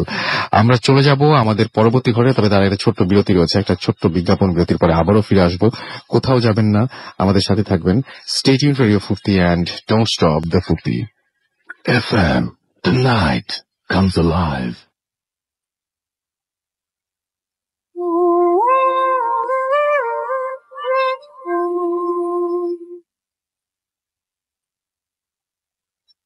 Welcome back. আমাদেরকে দেখতে পাচ্ছি নীলাঞ্জনা লিখেছেন যে আর টিউন করবেন না, ভয় লাগে। ফেসবুকে লিখেছেন, আমাদেরকে দেখতে পাচ্ছি তুষার খান লিখেছেন, অনেক আগের মনে হয় এটা, হ্যাঁ অনেক আগের। আমাদেরকে এছাড়াও আরিফ আল হেলাল এখানে লিখছেন, লন্ডন থেকে তিনি ফুর্তি অ্যাপ দিয়ে শুনছেন। থ্যাংক ইউ আমাদের সঙ্গে থাকার জন্য। এছাড়াও আমাদেরকে দেখতে পাচ্ছি আরো অনেকেই কিন্তু এখানে লিখছেন। আমি একটা কথা শুধু বলে দিই, সেটা হচ্ছে যদি আমাদের আপনারা ঘটনা পাঠাতে চান, যেটা সবচেয়ে বেশি জরুরি, তাহলে আমাদের অ্যাড্রেসটা প্লিজ একটু লিখে রাখুন বা মনে রাখুন। আমাদের অ্যাড্রেসটি হচ্ছে bhutfm@radiofurti.fm, which is bhutfm@radiofurti.fm। আমাদের শেষ ঘটনা বলতে পারেন এটা। চলে যাচ্ছে আবারও বাবু ভাইয়ের কাছে, এবং আমাদের টাইম যেহেতু কম, অনেকের SMS, অনেকের কমেন্ট মিস করতে হচ্ছে আজকে। বাবু ভাই, আপনার লাস্ট ঘটনাটা শুনেছিলেন? এই কাহিনীটা এসছে হচ্ছে আপনার ইন্ডিয়ার আসাম থেকে, ধুবড়ি নামে একটা সিটি। ছেলেটা বলেছে ওর নাম হচ্ছে আসিফ। তো আসিফ মুস্তাফা, তো ওর বয়স বেশি না, হি ইজ অনলি 17। ওর কাহিনীটা হচ্ছে ওর 12 বছর বয়সের সময়কার কাহিনী। তো ওই সময় ওরা নাকি একটা বাড়িতে মুভ করে যখন ওর বয়স 12। বাড়িটা ছিল বেশ পুরনো, কিন্তু বাড়ি সম্পর্কে এমন কোনো মানে কথা প্রচলিত নাই যে বাড়িটার মধ্যে হন্টের কিছু আছে বা সামথিং। আচ্ছা, বেশ পুরোনো বাসা, এবং ওই বাসায় যখন থাকা শুরু করে প্রথম কিছুদিন নর্মালি নাকি থেকেছে, কিছুই দেখেনি। তো অল অফ এ সাডেন একদিন রাতের বেলা ও শুয়ে আছে, মুখের উপর চাদর দেওয়া, প্রায় মুখের কাছাকাছি, বুকের উপর চাদর টানা। হঠাৎ করে চোখ মেলে দেখে যে একটা বুড়ি দাঁড়িয়ে আছে, বুড়ো একটা মহিলা, এবং সে সাদা শাড়ি পরা একটা বুড়া মহিলা তাকে আছে। এবং সে দেখার সাথে সাথে প্রচন্ড ভয় পায়, এবং তার শরীরটা আপনার স্টিফ হয়ে যায়, নড়তে চড়তে পারে না একদম। তো এটাতে সে খুব স্টিফ হয়ে যায়, কথা বলার চেষ্টা করে, যেটাকে আমরা স্লিপ প্যারালিসিস বলি। হ্যাঁ, থিংস লাইক দ্যাট। আচ্ছা, তো এরকম হয়, নড়তে যেতে পারে না। একসময় সে ওই অবস্থায় ঘুমিয়ে যায়, সকালে ঘুম ভাঙে এবং সে ফিল করে যে এখন সে মানে ভালো আছে। বাট রাতের স্মৃতিটা ওর মনে খুব ভয় দাগ কেটে যায় আর কি। তো এরপরে একদিন ও এরকম আপনার শুয়ে আছে বাসায়, রাতের বেলা ঘুমিয়ে পড়ে, ওর আব্বু টিভি দেখছিল। তো অল অফ এ সাডেন যেটা হয়, প্রচন্ড পেইন নিয়ে ঘুম থেকে ওঠে, হঠাৎ করে মনে হয় প্রচন্ড, হঠাৎ করে ধাক্কা এবং ব্যথা। আচ্ছা, তো যেটা ফিল হয় যে তার গায়ের মধ্যে ফ্যানটা খুলে পড়ছে, সিলিং ফ্যানটা, এবং কিছু অংশ তার নাকি বুকের ডান দিকে ঢুকে গেছে হালকা। তো এই অবস্থায় তাকে হাসপাতালে নিয়ে যায় বাবা মা, তাকে নিয়ে যায়, ট্রিটমেন্ট দেয়। পরে হাসপাতাল থেকে নিয়ে আসে ওকে। তো নিয়ে এসে যখন নাকি শোয়া রাখে, একসময় ঘুম আসছে না, ও নাকি তাকায় দেখে যে সিলিং এর দিকে, আচ্ছা, আপনার সিলিং থেকে ওই বুড়িটা ঝুলে আছে, সিলিং এর সাথে লেগে আছে, ছাদের সাথে যেমন, ঠিক আছে। এবং ওকে দেখে আপনার মানে মুখ হাঁ করে একটা হাসি দিছে, এবং বেশ গড়গড় একটা শব্দ করতেছে ভিতর থেকে। এবং তখনও তার এই সেম জিনিসটা হয়, সে হঠাৎ করে ওই যে প্যারালিসিস মতো হয়ে যায়, নড়াচড়া করতে পারে না এবং শক্ত হয়ে যায়। তো এরপরও সে এই বুড়িকে আরো 2-1 বার দেখে কিভাবে। তো এবং আস্তে আস্তে জিনিসটা নাকি ওর জীবন থেকে চলে যায়, এরপর আর ওই স্লিপ প্যারালিসিসটা হয় না। তো ওর প্রশ্নটা ছিল যে আমার এই ছোট অভিজ্ঞতাটা একটু শেয়ার করবেন ভূত এফএমে। আর একটা প্রশ্ন ছিল যে আসলে কি এটা স্লিপ প্যারালিসিস বা এরকম কি হতেই পারে, কিন্তু তাহলে বুড়িটাকে কেন দেখলাম, একদম, এবং ফ্যানটা কেন খুলে পড়লাম আমার বুকের উপরে। এটা একটা বিরাট আসলে কোশ্চেন, কিন্তু আসলে মানে ব্যাপারটা হচ্ছে যে অনেকেই বলেন যে স্লিপ প্যারালিসিস এর কথা আপনি বলছেন, অনেকে কিন্তু আবার এটা মানতেও চান না, অনেকে মানতেও চান না, অনেকে মানতে চান না, অনেকে বলেন যে না, মানে মেডিকেল সিমটম যা বলে সেটা হচ্ছে আসলে ঠিক সব সময় সেটার সাথে চায় না। যায় না। অনেকে বলেন যে না, শোয়ার সমস্যা হলে এরকম হতে পারে, কিন্তু অনেকে শোয়া পরে চেঞ্জ করে দেখেছেন তারপরে হচ্ছে। এবং রাসেল ভাই এটা কিন্তু আমার সাথেও ঘটেছে অনেক সময়। হ্যাঁ, but the thing is medical যে টার্মটা মানুষ দেয় যে আপনার একটা যে কোনো কারণে শরীরে অক্সিজেন অভাব বিশালভাবে হয় এবং শ্বাস প্রশ্বাস আটকায় যায়, কিন্তু তখনকার সাথে আপনার ওই ফিয়ারটা, অনেকে বলে যে আপনার ওয়ার্স ফিয়ার কাম আউট করে। আমি আমার জিনিস জানি যে আমি যেসব জিনিসকে ভয়, মানে আমি যে জিনিসটা আমার মনে ভয় লালন করি কোন একটা বিষয়, সেরকম কিছু কিন্তু আমার কাছে আসে নাই। উদ্ভট কিছু একটা জিনিস, যে জিনিসটা আমি কখনো কল্পনাও করিনি, এরকম একটা জিনিস আমার এরকম একটা জিনিস আসে সব সময়। হ্যাঁ, তো আমার মনে হয় একদিন যদি ভূত ফিল্মের সময় করে একটু নিয়ে আলোচনা করা যায়। হ্যাঁ, ডেফিনেটলি আমি দেখতে পাচ্ছি যে এই জিনিসগুলো নিজের কারো ইন্টারেস্ট থাকে, এবং আপনি যে প্রশ্নটা আছে করলেন, নিশ্চয়ই সবাই মানে ফেসবুকে হোক আর সেটা হচ্ছে ইমেল করেই হোক, নিশ্চয়ই সবাই তার উত্তরটা লিখবেন আমাদেরকে, এবং আমরা মনে হয় যে সেই বিষয়ের একটা মানে কি বলবো যে মতামত জানতে পারবো আর কি। আর একটা ছোট জিনিস রাসেল ভাই, এটা আজকে শেয়ার হয়তো করবো না, সময় নেই, তবে অ্যাম্বুলেন্সের ভূত মানুষ যেটা বলে, বা অ্যাম্বুলেন্স সম্পর্কে অনেকে অনেক কনফিউশন বলে, এরকম একটা ছোট্ট অভিজ্ঞতা কিন্তু আমার জীবনে হয়েছে। যদি সময় থাকতে শেয়ার করতাম 2 মিনিটসের, বাট এটা কিন্তু আসলে রহস্যময় কিছু ব্যাপার আছে অ্যাম্বুলেন্সের ব্যাপারটা। হ্যাঁ, একটু আগে সবাই বলছিল বলে মনে হয় আপনি এই কথাটা বলছেন। হ্যাঁ, কারণ আমি এটা কখনো শেয়ার করিনি, বাট উইচ ইজ অ্যাকচুয়ালি কোনো ভয়ঙ্কর কিছু দেখাও না। আমি 2 মিনিটে বলতে পারি চাইলে। হ্যাঁ, শুনি আমরা তাহলে। একদিন ধানমন্ডির একটা ক্লিনিকে আর কি আমি আমার ফ্যামিলির কাউকে নিয়ে দেখাতে গিয়েছি, তো ওটার পার্কিং হচ্ছে আন্ডারগ্রাউন্ডে। তো আমি বাইক নিয়ে আমার ফ্যামিলি মেম্বার রেখে আমি ঘুরে আসছি, এসে আমি নিচে গিয়েছি আপনার সেই পার্কিং, আন্ডারগ্রাউন্ড পার্কিং এ। তো আমি যখন পার্কিং এ নামলাম, আন্ডারগ্রাউন্ডে কেউ নাই, কয়েকটা গাড়ি রাখা, মোটরসাইকেল রাখা, আর একটা গাড়ি লাশের গাড়ি রাখা ওখানে, এবং ওটা লেখাই আছে যে আপনার লাশবাহী ভ্যান। আচ্ছা। এবং ওটার থেকে পানি ড্রিপ করে করে পড়ছে, মানে লাশটা হয়তো ছিল এই মাত্র নামায় নিচ্ছে বা সামথিং, বা নেবে বা সামথিং, মানে পানি পড়ছে ওখান থেকে। তো আমি দেখে একটু আনইজি ফিল করছি, কেউ নাই, একটা লাশবাহী গাড়ি, পানি পড়তেছে সেখান থেকে, মানে সদ্য বরফ পড়ছে। তো আমি বাইকটাও রাখার জায়গাটাই হচ্ছে গাড়ির পাশে। তো আমি সে বাইকটা যখন পুল অফ করলাম, করে আমি বাইক টার্ন অফ করছি, জাস্ট আমার হেডলাইটটা নিপছে আর মনে হচ্ছে পার্কিং লটে ইলেকট্রিসিটি চলে গেল রাইট দ্য ওয়ে, একদম সঙ্গে সঙ্গে, একদম সাথে সাথে। এবং যাওয়ার সাথে যেটা হচ্ছে পার্কিং লটের মধ্যে ছোট ব্যাটারি চার্জার লাইট ছিল মনে হয় দেওয়ালে, ওই দুটো জ্বলে আসছে, জেনারেটর কিকিং করেনি, আলো আধারি মানে কাঁপছে অবস্থা ওখানে। এবং আমার একটু মানে গায়ের লম দাঁড়ায় গেছে। আমি যখন বাইকটাকে পার্ক করে, বাইকটাকে আপনার ঘাড় লক করে যখন নামছি, আমি দেখলাম রাসেল ভাই ওই লাশের গাড়ির নিচে একটা কালো বিড়াল, এবং মানে বিড়ালটা এত আসলে মানে একটু বিড়াল, কিন্তু এত ভয় লাগতেছে দেখে, মানে আপনি it would look simply different. এবং আমি যখন তাকে একটা মানে ঈদ করলাম সরার জন্য, জাস্ট একটা মনে করেন যে এরকম করলাম, হ্যাঁ, বিড়ালটা কি করলো যেন হাঁ করে এরকম মেয়াও করলো, যে ওর দাঁতগুলো সাদা দেখা যাচ্ছে, এবং সে ভয় পায়নি। এবং within like few seconds generator kick in করলো, বিড়ালটাকে আমরা দেখলাম না, বিড়ালটা খুব দ্রুত এখান থেকে ডিসঅ্যাপিয়ার করছে। সো আমার কাছে মনে হলো যে কিছু একটা, আমার শরীর ভারী হয়ে গেছিল ওখানে। হ্যাঁ, সেটাই আমার কাছে যেটা আমার কাছে মনে হয় যে আসলে ব্যাপারটা হচ্ছে কি যে এই যে জিনিসগুলো প্রমাণ করা যায়, বা যে জিনিসগুলো মানে সায়েন্স যদি হতো, তাহলে সায়েন্সে একই ধরনের ঘটনা বারবার ঘটে, সেটা হচ্ছে সেভাবেই তখন বলা হয় হ্যাঁ একটা ঘটনা মানে বারবার ঘটতে হবে। এখন ব্যাপারটা হচ্ছে প্রমাণ করতে হলে একই ঘটনা বারবার ঘটতে হবে। আপনি এই মাত্র একটা ছায়া দেখলেন, প্রতিদিন আপনাকে ওই জায়গায় ছায়া দেখতে হবে, একইভাবে একই সিচুয়েশনে দেখতে হবে। সেটা যদি না হয়, তাহলে সেই ছায়ার অস্তিত্ব আছে কিনা সেটা যেমন আপনি প্রমাণ করতে পারবেন না, সেই ছায়ার অস্তিত্ব যে নেই সেটাও কিন্তু আপনি প্রমাণ করতে পারবেন না। মানে প্রমাণের সাথে প্রমাণ যদি করতে চান আপনি এই সমস্ত বিষয় নিয়ে, তাহলে আমার মনে হয় যে সেটা খুব একটা ভালো সিদ্ধান্ত হবে না। সো আমার মনে হয় যে এনজয় করাটা উচিত।